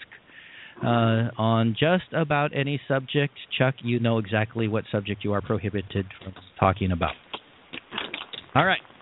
Now, I think we're going to get him back here real quick. Yeah, there you are, Mr. Loudon. I'm sorry about that. It's my fault. So basically my strategy is that you need to run a real hardcore Reagan-esque candidate. You can't have a Jeb Bush, and you've got to run with a team around you so that as much of your base as possible gets inspired to support you. That's my strategy. All right, now I can see from a Republican's perspective how that would work. From their particular mindset and their particular political strategy, that is an awesome plan, and it would work. However, I'm not a Republican, I'm a libertarian. Not just a party member, but just by personal philosophy. Here's the thing. The fact of the matter is the Republicans are not going to be able to achieve this goal without the libertarians. Plain and simple. Yep. Okay, they just don't have the base to do it. They need libertarians. Well, to make them a hell of a lot harder. They've got to have the libertarians, yes. I agree. Now, having Gary Johnson, that would be a good choice. Unfortunately for them, I think Gary Johnson is actually running for president this year. So I don't know if they would get him on board with this. But he was an awesome governor. He balanced the budget. He did a lot of good things for his state, and just plain and simply, he's just a good man all the way around. So I would support that. The other thing that I would support, believe it or not, is I would actually support Mike Lee, because he is very much into the whole states' rights issues, and I can get behind that as well. Unfortunately, that's about where that's about all that you and I think we can agree on at this point. Now, the reasons that I disagree with this plan, the reason I don't think this plan is a good one, is plain and simply Republicans. Okay? I've always said that the problem with libertarians is they're libertarians. All right? And that's always going to be our biggest stumbling block, is the fact that that's what we are. Okay? Yeah. We have too many diverse opinions. We have too many diverse too diverse of philosophies and political ideologies. And because of that, we're going to be a small party for a very long time. Now, the Republicans have the advantage of they're already an established party and have been so for, what's it been, 120 years now, I think? And they've got the power base already. The problem with Republicans is that they are the party of no. they are also the party of, we're going to stab you in the back every chance we get. And I could go on and on and on about all the times that they have betrayed the American people, not the least of which is the NDAA. But the fact of the matter is they did ask the Libertarians for help a few elections ago, and we gave it to them, and they won. And they delivered none of their promises. None. So the question that the Republicans are going to have to answer is, why should we get into bed with the devil again, knowing that we're going to get burned? Now, just saying that, well, because your country will turn communist is not a good enough answer. There has to be a more serious answer. Because if the country turns communist, that's something we can fight. That's something we can deal with. No, it's not. It's not something you can fight, Drew. It is not something you can fight. You got to get that idea. Once it's gone, Drew. There's no coming back from that. But carry on with your point. I would beg to differ, because historically we have a very good example of how the communists failed. I believe it was a country, just a little tiny one people might have heard of, called the Soviet Union. I seem to remember that one didn't work out very well. On the other hand, the other argument is China. So, No. What I'm getting at there is, look, communism will not succeed, and that it will not help anybody. But it is, as a totalitarian system, once it takes hold in your country, there is no fighting it. There is not. The only reason the Soviet Union failed is because America was strong enough to bankrupt it. If America is communist, who's going to bankrupt you then? If America's communist and Russia's communist, which it is now, and China's communist, where do you go from there? Okay, I don't have an answer for you on that one, but I'll have to get back to you on that, because you caught me flat-footed on that question. So I'm going to have to do some research on that one. Okay, but I will have to concede that one to you. What you want is a positive reason why the Libertarians should get in bed with the devil. That's really what you want, isn't it? In essence, yes. We need something out of this. Because quite frankly, you're not going to get Libertarian support without promises and without action on those promises before the 2016 election. If they can't deliver on that, the Libertarians just flat out will not do it, because they don't trust the Republicans. We've been stabbed by them already. I don't trust the Republicans, but I do trust. This is where you go. Republicans as a label. Would you trust Ted Cruz, for instance, to deliver on a promise? You wouldn't. No. As an individual who came up and shook your hand, would you trust him or not? You wouldn't trust him. I'm the wrong person to ask. I'm a very cynical, cynical bastard. Okay. So, I would not. Okay. No. Well, I would trust. Okay, fair enough. But I would trust him a hell of a lot more than I would trust Mitch McConnell. That's for sure. Okay. Well, the point I'm getting is, yes, you are right. There has to be some actual concrete things that you get. That is why I'm saying they need to name a team and make it clear that those team members will be given carte blanche. If you knew that Gary Johnson was campaigning across the country and was going to be appointed Secretary of the Treasury, and he could do what he damn well wanted to the Federal Reserve and the IRS, would that be some incentive towards getting him elected? I would say from a libertarian perspective that it would certainly start showing some kind of compromise on the part of the Republicans. Yeah. But here's the thing, and let me get this part out, okay? There are two inviolable ideologies in the libertarian movement that absolutely are non-negotiable under any circumstances. The first is maximum freedom, minimum government. Okay, that's what libertarians stand for the most. Okay, we believe that the 19 things in the Constitution that the government has authority over should be it, nothing more. After that, the government has no authority whatsoever. Republicans do not believe that. Number two is I had a brain fart just out now. I forgot where I was going. The number 2 is the non-aggression principle.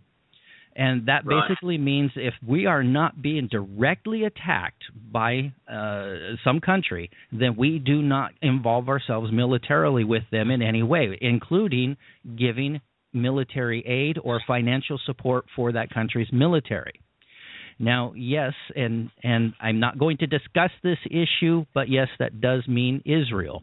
And that does mean Palestine, and that does mean a lot of other countries out there that we give financial aid to for military purposes so they can increase their military.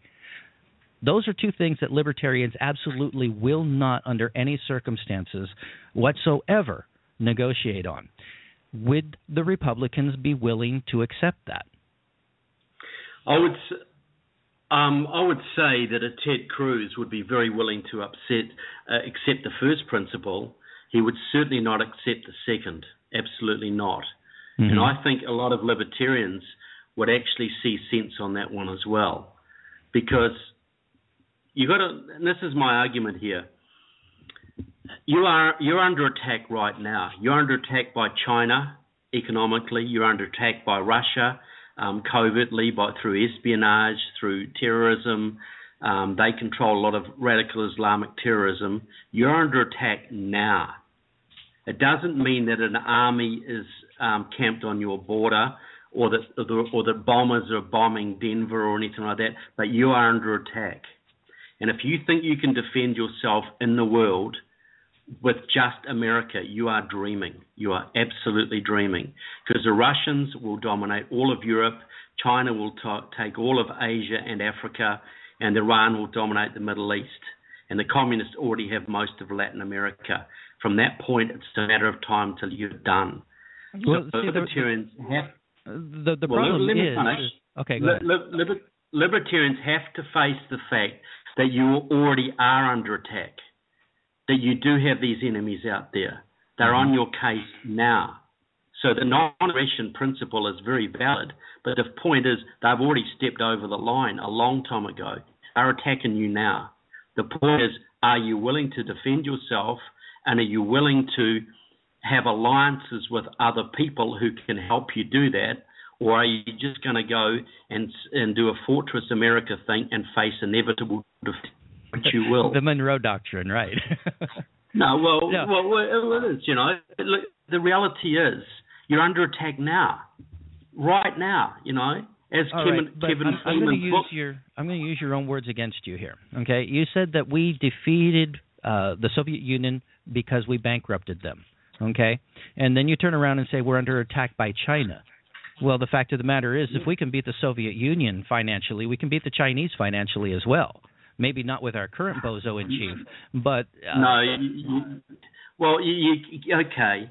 Maybe you can, but can you beat China and Russia, and which may be on the verge of attacking Ukraine tomorrow? Mm-hmm. Can you beat China and Russia and Iran and most of the rest of the world combined with a whole bunch of traitors running your country? Can you do that? With the traitors that are running the country, no. When you add that caveat into it, I'd have to say no. But can you even do it? Could America, say Ted Cruz was the president of America and Ronald Reagan reincarnated was Secretary of Defense? Mm-hmm. Could you still beat the combined rate of all of those other countries? Maybe you could, but you'd lose 100 million people doing it. Are you willing to do that? Boy, that's a loaded question. Can I ask a question? Well, that's a fair question, Drew. Hold on just a minute, Brandy. I'll get to you in just a minute. I'll let you answer after me, okay? For the cause of freedom, yes, I'd be willing to sacrifice 100 million people for it. Okay.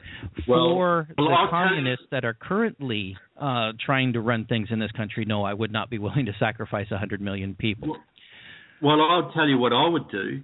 I would be willing to be realistic on national defense and not sacrifice anybody. What's better? Well, that's the whole point of the libertarian process, though, is that we don't want to go to war with anybody. We say, let the world go to hell. The problem is you're already at war. That's the thing. Most libertarians don't understand this. You're already at war. That line's been crossed a long time ago. Right, but just because the armies aren't marching. No, look, the Soviets have been at war with you since they started. The Chinese have been at war with you since they started. Radical Islam was sending terrorists into your country in the 1980s, way before you went into Iraq or whatever. Look, I'm not saying America hasn't caused some of this. Of course it has. But the Ron Paul argument that if you let them alone, they'll leave you alone is absolute garbage. They are at your throat now. They are so close to taking you down, you just would not believe it.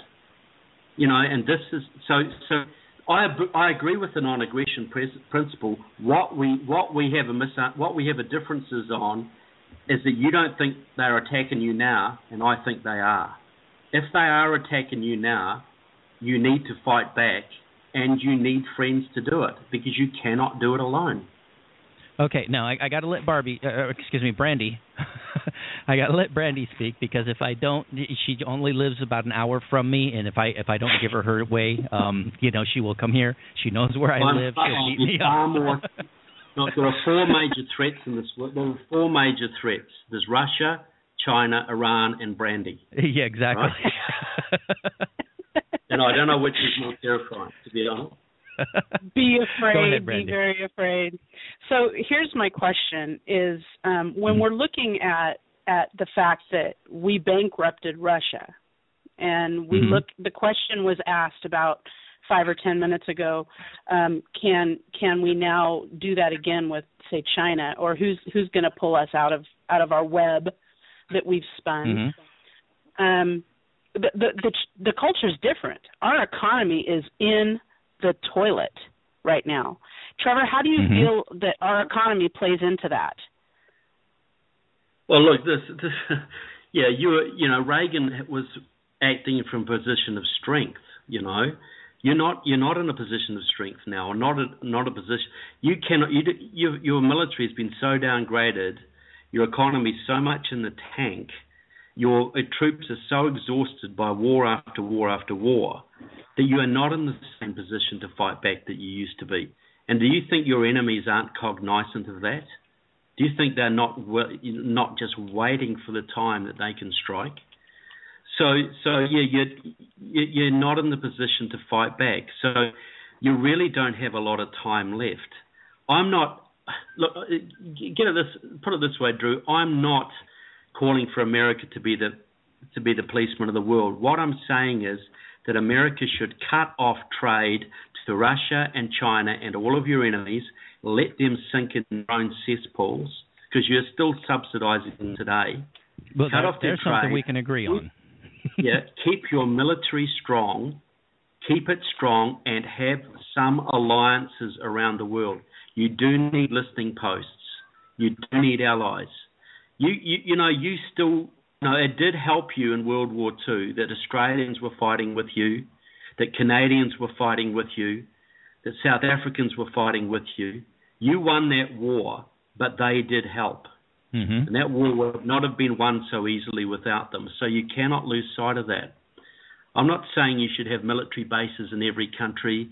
I'm not saying you should be the world's policeman. But Fortress America is not a viable strategy, not in today's world. It was a viable strategy when you're only... Trevor, don't you understand we already have Fortress America? Okay. Do you remember why Tokugawa would not invade the United States? Do you remember why? Because it was a gun. Because it was a gun behind every blade of grass. Exactly, and there still is, and they're more powerful than they were before. There still is. Look, Drew. I had this argument. I talked to a militia guy in Georgia, right? He said to me, we're not going to worry about elections. We're going to fight. We know elections are futile. We're going to fight. And I thought, yeah, okay. And 50 million Americans, men and children, on your streets. I mean, the most brutal, vicious war you could think of. And if left think they're going to lose, they will have Russians and Chinese and Iranians on your soil and North Koreans before you know it, and Mexicans and Venezuelans and Cubans. and there'll be a bloodbath like you've never comprehended. And this guy had never even considered that possibility. He was so stupid that he thought, seriously, all he had to do was march on Washington and reestablish the constitutional republic and everything would be fine. Yeah, you know, I agree that there are some people out there who don't quite get that. But let's face it, we have 100 million people with guns. 100 million. But look, I'm sorry, you broke up. What did you say? And I'm so glad of that. It's the only reason you're still free. But that's not going to save you. That is not going to save you. That in and of itself won't, but that is going to give any enemy that we have pause. Even China cannot consider coming to the United States because of that reason. They just don't have the manpower for it. Oh, no, I'll tell you. Okay. This is the plan for Russia and China taking out the United States. This came from Stanislav Lunev, who was the deputy head of Russian military intelligence.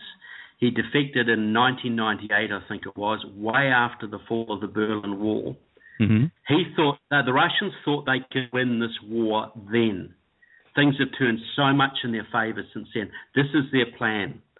The Russians have a very unreliable army, too many drunks and too many Muslims, but they've got at least 8,500 nuclear weapons.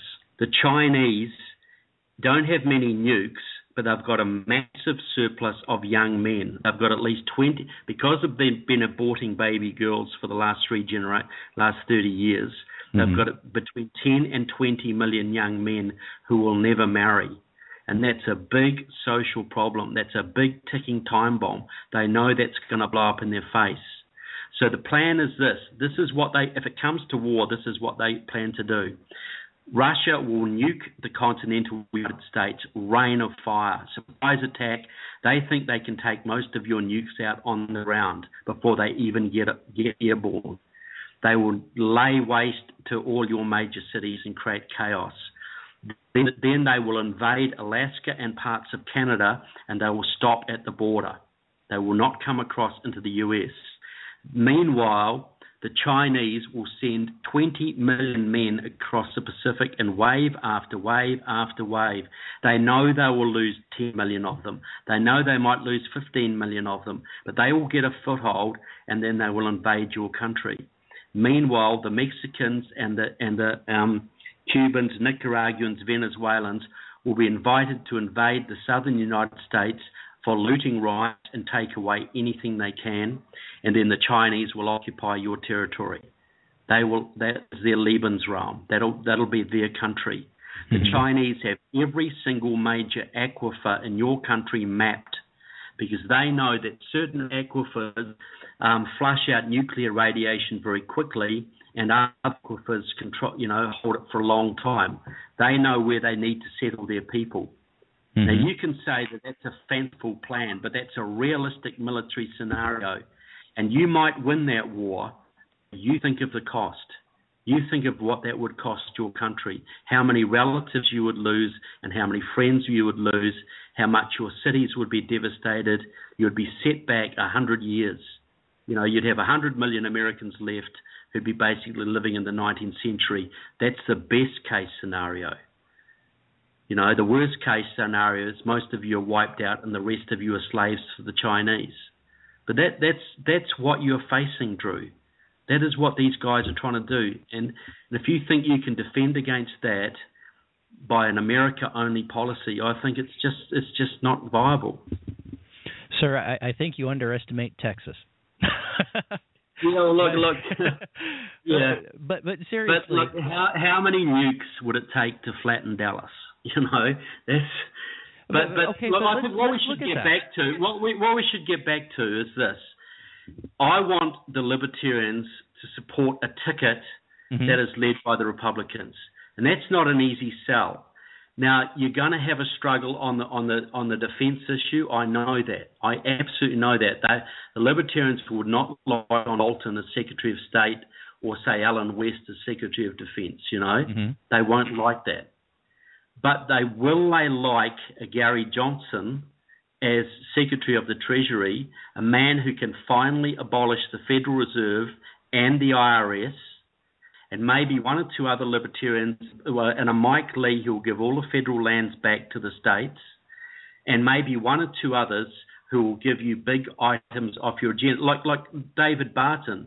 If he got rid of the Department of Education and he abolished Common Core nationwide and protected homeschooling, I think a lot of libertarians would go for that too. You know, right now libertarians are getting 2% of your agenda. I'm saying by joining this coalition, you could get 10% or 15% of your agenda. Is that worth doing it for?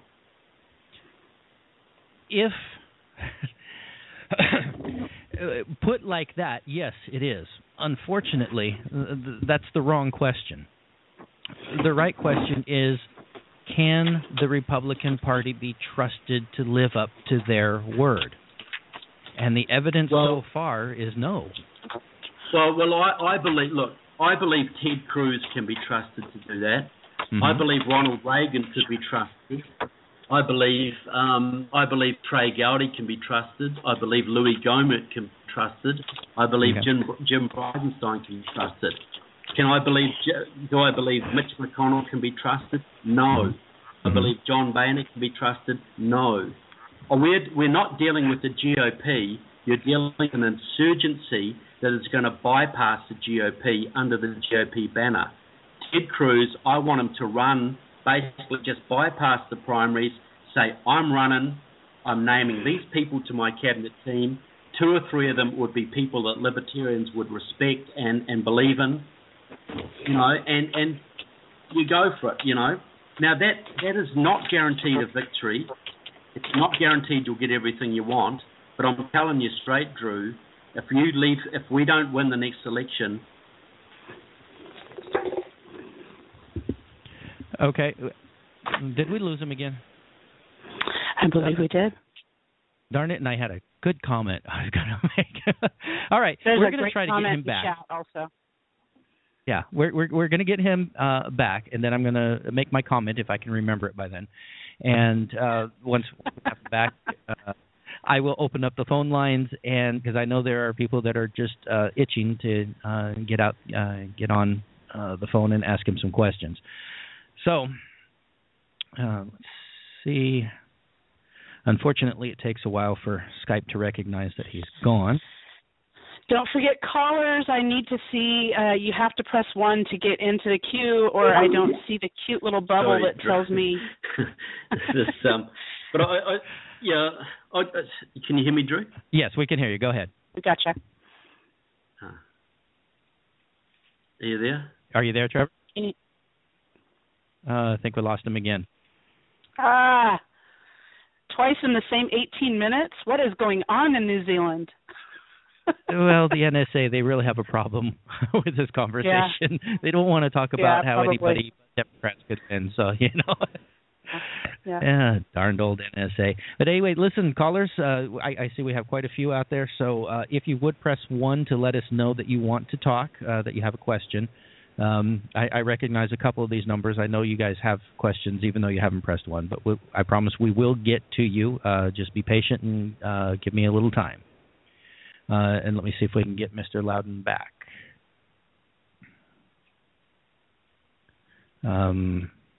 Something is going on here, and I do not know what. We're having connectivity issues with New Zealand, apparently. All right. I do have to make a disclaimer. I was going to ask Trevor to make this disclaimer, but it appears I can't get him back for whatever reason. So in all fairness, I have to say that Ted Cruz is a personal friend of Mr. Loudon's. Now, whether or not that is his opinion. Oh, his dad is. I'm sorry. His father is. You're right. Raphael is the personal friend of Trevor's. Now, whether or not that's influencing his opinion of Ted, I don't know. But I do think it's only fair and full disclosure to let people know that. I can speak to that also. It's less about the names and more about the concept. I just got a message from Trevor. His laptop is still down, so he's working on connectivity on his end also. So we'll just sit tight until he can come back.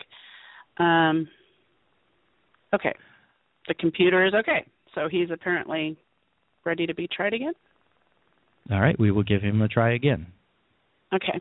So I yes, think I understand that it is more about the concept than it is about the people behind it. I do get that. Well, the people named in it, right. I think from a libertarian perspective, we can come from a position of power, and we can literally negotiate. There's 20 cabinet positions. Say you want 5 on the cabinet, and you want it in writing. And I think it's a negotiable point. That's all. That's my opinion. Did I get lost also? It's still no. You're still here. It still comes to I can't connect with him again for whatever reason. Brandy, why don't you try from yours? See if you can get a hold of him. Okay. The fact is, what it comes right down to is it's well. I'm going to save that for the end of the show because that'll be for my 5-minute rant. So until we can get him back, I am going to go ahead and I am going to open up to the caller from the 817 area code. 817, you are on. No, I have to wait till your guest gets back. Okay. I have heard so much of the Republican cookie cutter garbage out of your guest tonight that I'm furious. In the first 5 minutes, I thought, okay, I'll give this guy a listen to. But he spews all kinds of half-truths, Fox News type truth. This guy is no friend of American citizens. This man has, he may be sincere. He may believe what he's saying. The problem is he believes what he's saying. He's an ideologue. He doesn't want to look at the truth of items. And I will guarantee you that if the other listeners on this line right now hang with us, and each and every one of them are allowed to speak to your guest, he's going to run for the hills. Because we are libertarians. We are not for fascism. He's going to talk about the communists, the Democrats, the communists. No, really. Well, why don't we look at fascism, which is really what we're facing? Obama is not a communist. He's a fascist. He's given so much power to the corporations, all in lockstep with the Republicans. All the power that the presidency has been given given them as much by the Republicans as the Democrats. And to say that Ted Cruz, really? This man has no loyalty to America. How many? That's just. I will take your guest on a show just about Ted Cruz or any of the people he's listed tonight as the people he thinks are the saviors of America. I would love to challenge him to do a show with me on who he thinks is good. No. I want him. Let me ask you a question. The people that he's talking about are heroes. And I will let you have that chance when we get him back. I will let you ask him that question. I promise you that.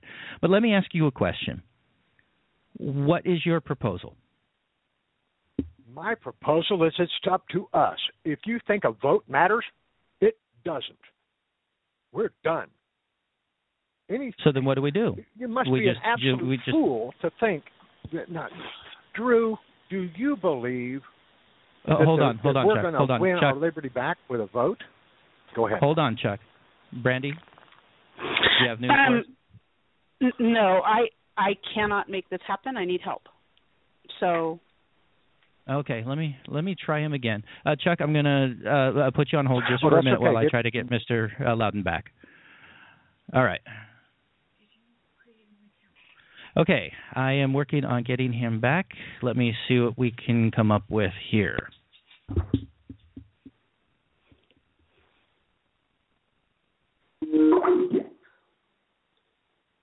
You there? Are you back with us, Mr. Loudon? Yes, sorry. This must have been a very long coffee break or something. Must have been. Okay, so Mr. Loudon, you and I have debated, and we've basically come to a standoff. Okay, you're not changing my mind. I'm not changing yours. So I'm going to have to ask for help. All right. Sure. So, and by that I mean you need allies. I need allies, exactly. I can't do it myself. You need allies. It's like America needs allies, right? All right. Yeah, I'm not as strong as America. I am, I'm just a lowly radio host. So, all right. So what I'm going to do is I'm going to go ahead and open up the phone lines for our guests, and I'm going to let them ask you some questions. Now, I want to make it very clear to all of my guests, especially the one guest in particular, I expect proper behavior and no discussion of Israel. Israel is verboten. Hi, Chuck. Any discussion of Israel will get you booted. All right. So with that said, I am opening up and I am delivering on my promise. Chuck, you had a question for... Oh, wait. Before you do that, Chuck, Mr. Loudon, I did give a disclosure that you are friends with Rafael Cruz, and I need you to first verify that and discuss whether or not that influences your opinion of his son. Trevor. So did I say I was friends with Rafael? No, I've met him. I've spent time with him, but I wouldn't say we're close friends or anything of that nature. Okay. But look, I will say, in fairness, I'd say I was very impressed with him, and that does increase my likely regard for his son. Yes. Okay. I just felt it was fair to put that disclaimer out there so that everybody had all the information on the table. All right. Yeah, he might not want to be all I'm saying is I met Rafael Cruz, yes, but I'm not claiming him as a friend or that we've influenced, that I've influenced him or anything of that. He might not want to be associated with me. That's all. Okay. All right. So now, Chuck, go ahead. Ask your question. Mr. Loudon, well, since I can't go to geopolitical, can you hear me? Yeah, I can hear you fine. Okay. Mr. Loudon, apparently since we can't go geopolitical, because to not include the Middle East and all the things that are going in the world, I guess we're just stuck with our local here within the United States. Because yes, please do. To stop with the geopolitical, this really limits this conversation. I will respect that because this is this gentleman's phone or his show. Tell me why Ted Cruz? Why Ted Cruz?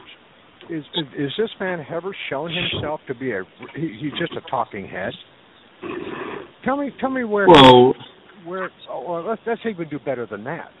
Rand Paul, who has a better chance of claiming to be a conservative. I'm sorry, we got a lot of background noise here on a mic somewhere. Sorry, that was me. I'm sorry. Okay. Let's take the big dog. In my opinion, when they moved the Overton window over to claim that now he's the libertarian/conservative great guy for America. You like Rand Paul, I heard you say earlier. No, I don't actually hold Rand Paul in that higher regard, to be honest. Find me a Republican who's going to fight the TPP, the Trans-Pacific Partnership. Which one? Which one of them is fighting the Trans-Pacific Partnership? Yeah, well, none of them Show me a are. Republic. There you go. Do you understand that the Trans-Pacific Partnership gives corporations the power to overrule American law? It doesn't matter what America passes. And Rand Paul is at the very front of it. Now, I'm sorry. Yeah, I understand that you have this faith that the Republican Party is our ally. No, not at all, Chuck. What I will say is this. That is why the idea of a cabinet. I wouldn't trust Rand Paul on foreign policy or trade agreements, but I would trust Rand Paul with Ron on his shoulder to do a lot of damage to the Federal Reserve and the IRS if he was put in position of the Treasury. I would trust him to do that, yes. I would trust Dr. Ben Carson to do a lot to to change the welfare system in the United States.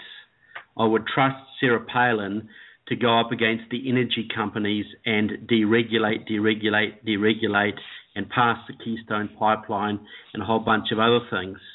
And I would trust John Bolton to stick it to the Russians and stick it to the Chinese and rebuild some of our friendships.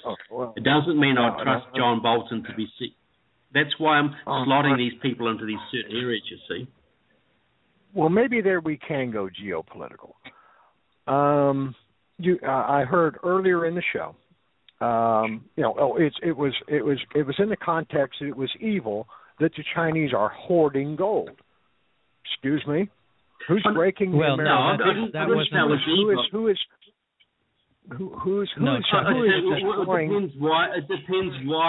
It depends on why they're hoarding it. If it's to make their country rich and prosperous, fine. If it's to destroy the United States dollar and finance a war against the United States, yes, it's very evil. It depends on the reason. Wait a minute. Do you understand Chuck, the gold and silver markets Chuck. in the first place? No, I'm all right, talking Chuck, to hold on. One more question, and then I got to move on to other callers, okay? Last question, all right? Okay. Your question or my question? Your question. You get one more, and then I got to move on to other callers. They could be evil for hoarding gold. Who is it who is driving the price of gold and silver down so heavily? Who is manipulating the markets down to where now silver is below the price of production? Who's responsible for that? Well, I would say it's various banking cartels who are selling short silver, who are basically selling false. Yeah. Cartels. Okay, who's backing the cartels? Who is it? Is our government not? Are they not responsible? Is our government not responsible for breaking its own rules in that market to allow them to do that? Why would they do that? Absolutely. Yeah, sure. So our government, Republicans and Democrats, are driving down the price of silver and gold to allow all of the wealth to move eastward, and then to criticize the Russians and the Chinese for buying that wealth. Excuse me. Our government is killing us. Okay, Chuck. Yeah, but this is the thing. This is the thing. You've got treasonous elements in your own government who are basically doing that to empower your enemies. That doesn't make your enemies good. It just makes those elements in your own government bad. Okay. Chuck, I got to move on now. I have only a simple statement to make. I have one enemy, and it is the United States government. Thank you very much. That's a very sad. All right, we're moving on. We're moving on because this caller has been waiting for a long time, and since he is a member of Anonymous, I really don't want to piss him off. All right, so Switchblade, you're on. You have a question? Hi, Switchblade. Nice to speak with you. I have a couple, so if you could give me just a second. I'm not trying to hijack your show, Drew. No problem. My first question is very generic. Mr. Loudon, are you in favor of globalized government? No, of course not. Okay, well, are you familiar with the Council on Foreign Relations? Absolutely. Okay. Every pretty much proposal that you have discussed tonight is completely in favor with the Council on Foreign Relations plan to expand the European Union and establish a North American initiative that is otherwise known as the North American Union. This task force is called the Task Force for a North American Initiative, meant to combine Canada, North America, and South America, headed by David Petraeus and Robert B. Zoellick. So that tells you that it's a bipartisan initiative. Which I absolutely oppose. I absolutely oppose that. So what have I stated was in favor of that? the foundation of this is to use the Trans-Pacific Partnership, which you just, while speaking with Chuck, said that no Republican will oppose it, in order to build off the back of NAFTA. Hang on. Just hang on. I oppose the TPP for a whole bunch of reasons. Right now, I should be right. So maybe I wouldn't say no Republican will oppose it, but it's not genuinely opposed within the Republican Party, and that's got to be done. But there are other pressing issues as well, like war with Russia, war with China. Like, I oppose the TPP. I wish every Republican opposed the TPP. But there are some elements inside the GOP which do. A friend of mine from Florida was up there lobbying against it just recently, a key Republican Party person from Florida. So, look, I do oppose it, and I hope it goes down in a screaming ball of flames, you know. Well, the second step to forming the Democrats are going to totally support it anyway. Sorry. No, I agree. It's a bipartisan support. It's on fast track from both directions. But the other aspect of this is consolidating energy efforts by opening up the Keystone XL pipeline and using that as the central source for energy for the North American initiative, with all of the aspects pretty much coming from Canada into Mexico. And the United States is really going to see a little bit of job increase, a whole lot of pressure put on them, and very little benefit. So what is your reasoning for supporting the Keystone? I support any freeing up of the U.S. energy market. You should be able to drill in your own backyard. I would like every American family to have $1 a gallon gas. I would like you to be energy abundant, selling it to the world, and totally self-sufficient. The reason you are not self-sufficient right now is because the American government did a deal with the Saudis that they could basically keep on inflating the dollar around the world as long as they did a deal with the Saudis over OPEC, so that they would close up your own energy fields and allow the Saudis to have free reign and build up their wealth. I want American sovereignty. American sovereignty depends on American energy independence. Now, you could say, yes, that will play into the hand of this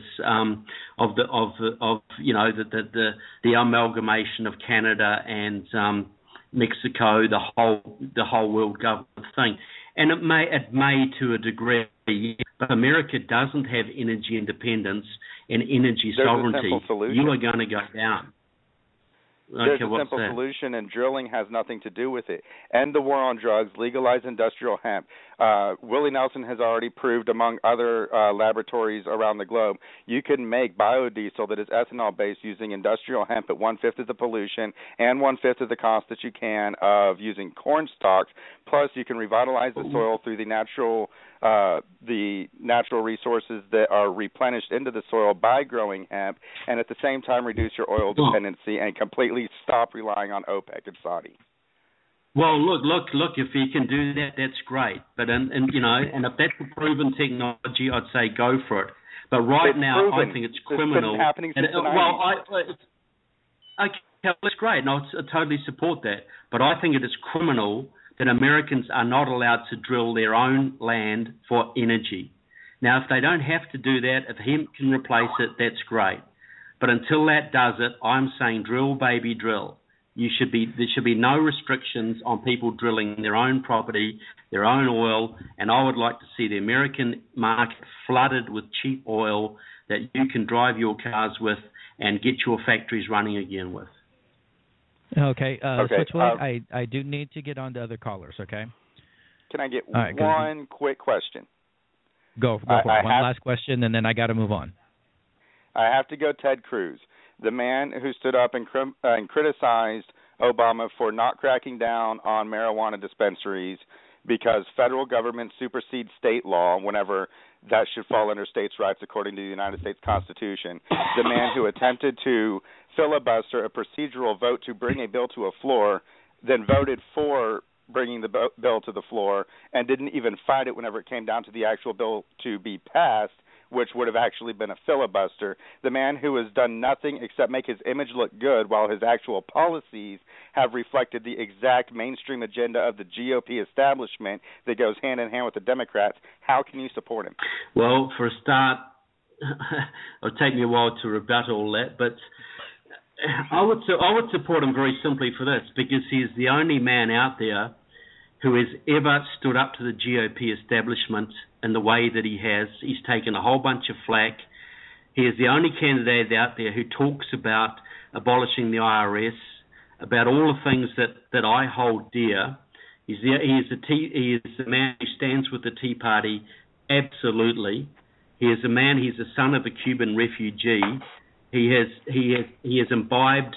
He understands communism very, very deeply. And Ted Cruz isn't perfect. Ronald Reagan wasn't perfect. George Washington wasn't perfect. Thomas Jefferson wasn't perfect. But you have to have people out there who are a hell of a lot better than you've got right now. And here's the best one out there that I can see who has any chance of winning. And we have to win, mate, because if we don't win, all your talk about marijuana and hemp, all your talk about all the other things you talked about will mean nothing, because you will be living in a slave state. You've got a very limited chance of turning this around, and you cannot do it without electoral politics. And you need leaders, and those leaders will be perfect. But I'm telling you what, I would stake a lot more on Ted Cruz than I'd stake on anybody else right now.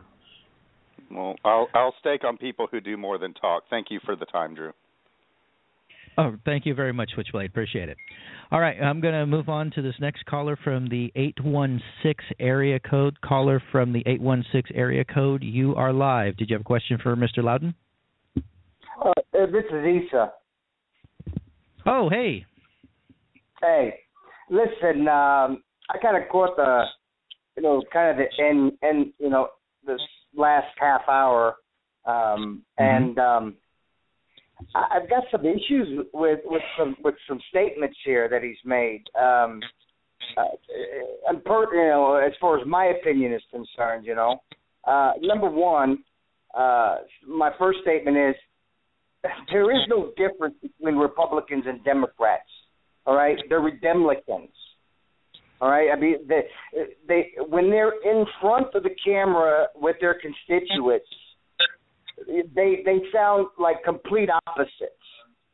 But if you look at the actual voting track record, and with the exception of Ron Paul, which I know Chuck would probably try to argue with me on that, all of them. Chuck will argue with anyone. Yeah, but your Cruz, and then oh my God, you said Sarah Palin. This woman wants to baptize terrorists by waterboarding them. This is the type of idiotic crap that comes out of that woman. I wouldn't let her wash my dirty drawers because I was afraid she's too stupid and wouldn't know how to use the cold water versus the hot water on my colored delicate. And you is there a question here, Issa? So what's your question? Sorry. These are just comments, actually. And, I don't really have a question because Switchblade did a really good job of asking some of the questions that I wanted to ask. Here's a question for you. Should Ron Paul have stood... Here's a question for you. Okay. Was it better for Ron Paul to stand as a Republican or a Libertarian in Texas? In Texas? Republican, of course, but that's the thing, though. Okay. Finish. Okay, next question. So he stood as a Republican. Let me finish the answer. You asked the question, let me finish the answer. A Libertarian is Republican for one day, on Election Day. Once they get into the House, they're back to Libertarian, or the Senate, or whatever. A Libertarian is only Republican for one day. That's on Election Day. Yep, and so it was sensible. Ron Paul has always been a Libertarian, period. Yeah, and I'd say that Ted Cruz is too, quite honestly. I'd say that Gary Johnson is. So what would be more effective for Gary Johnson? Just let me finish. For working in the White House. Let me finish. So would it be more effective for Gary Johnson to stand with Ted Cruz and a whole bunch of people and to get the position of cabinet and Secretary of the Treasury, or would it be more effective for him to stand as a Libertarian and get 1% of the vote and achieve nothing? You tell me.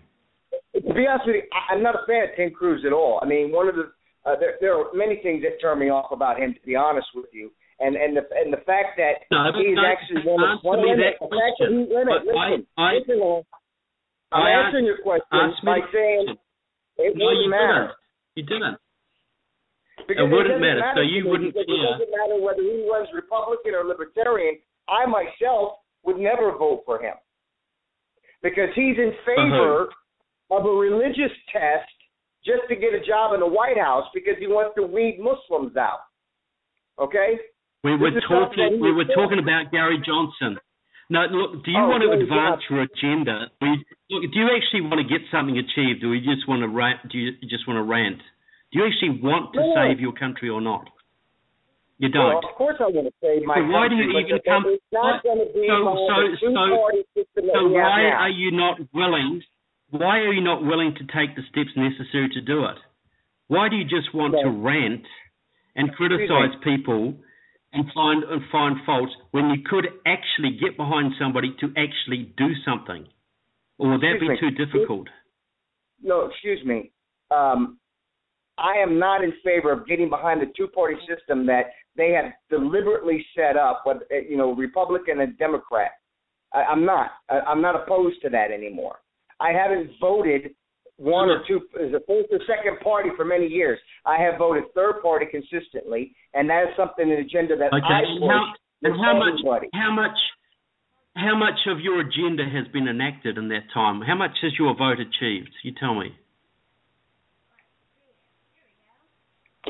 Tell me, how much has that achieved? So you're saying that, so basically it's achieved nothing. So you're expecting me to be impressed by that. Wait a minute, hold on now. You're saying that since you're Green Party or Libertarian or whichever the party Tell me what it's achieved. Tell me what your vote has achieved. They don't actually have a chance to win, because they don't actually have a chance to win, that I should just go ahead and go with the collective sheeple and continue the same rhetoric of voting for Republican or Democrat when these idiots are the same ones that have allowed corporations to take over this country, that have allowed the Constitution to be stripped and raped and robbed from American citizens. Because if you look at the NDAA, we're talking about 5 total people voted no on the NDAA. That means the rest of those Republicans and Democrats, including your Ted Cruz, voted for the NDAA, which violates every American citizen. Issa, we lost him. He can't hear you. I'm still finishing my sentence. He can't hear you, Issa. I know, but the person that you're trying to... I'm he's still not finishing there. my sentence. Your listeners are listening. Go for it. Your listeners are listening. Just as you said, you're not going to be able to convince him that you're right, and he's not going to be able to convince you that he's right. So when I'm talking right now, I'm not talking to convince him. I'm talking because there's people that are listening, and they need to understand that, him just sitting there saying, just throw on, everybody throw your weight behind somebody. And his particular choice is a bigot, is a xenophobe, is absolutely ridiculous. Because today it's the Muslim he doesn't like. Tomorrow it's the Buddhist or the fag or the homosexual or whatever other terms he wants to use. So, no, I'm absolutely against that. And I would never, and even if for the next 50 years of my life my vote is wasted on somebody that actually, stands for real liberty, then that means when I die and I stand before God, I can say, look, I tried to do the right thing.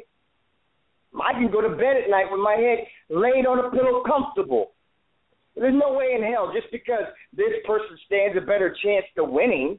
Well, hell, I did that the first time with Obama. Didn't with the second time. I won't ever do that again. But just a little point I'd like to address, Drew, that you brought up before.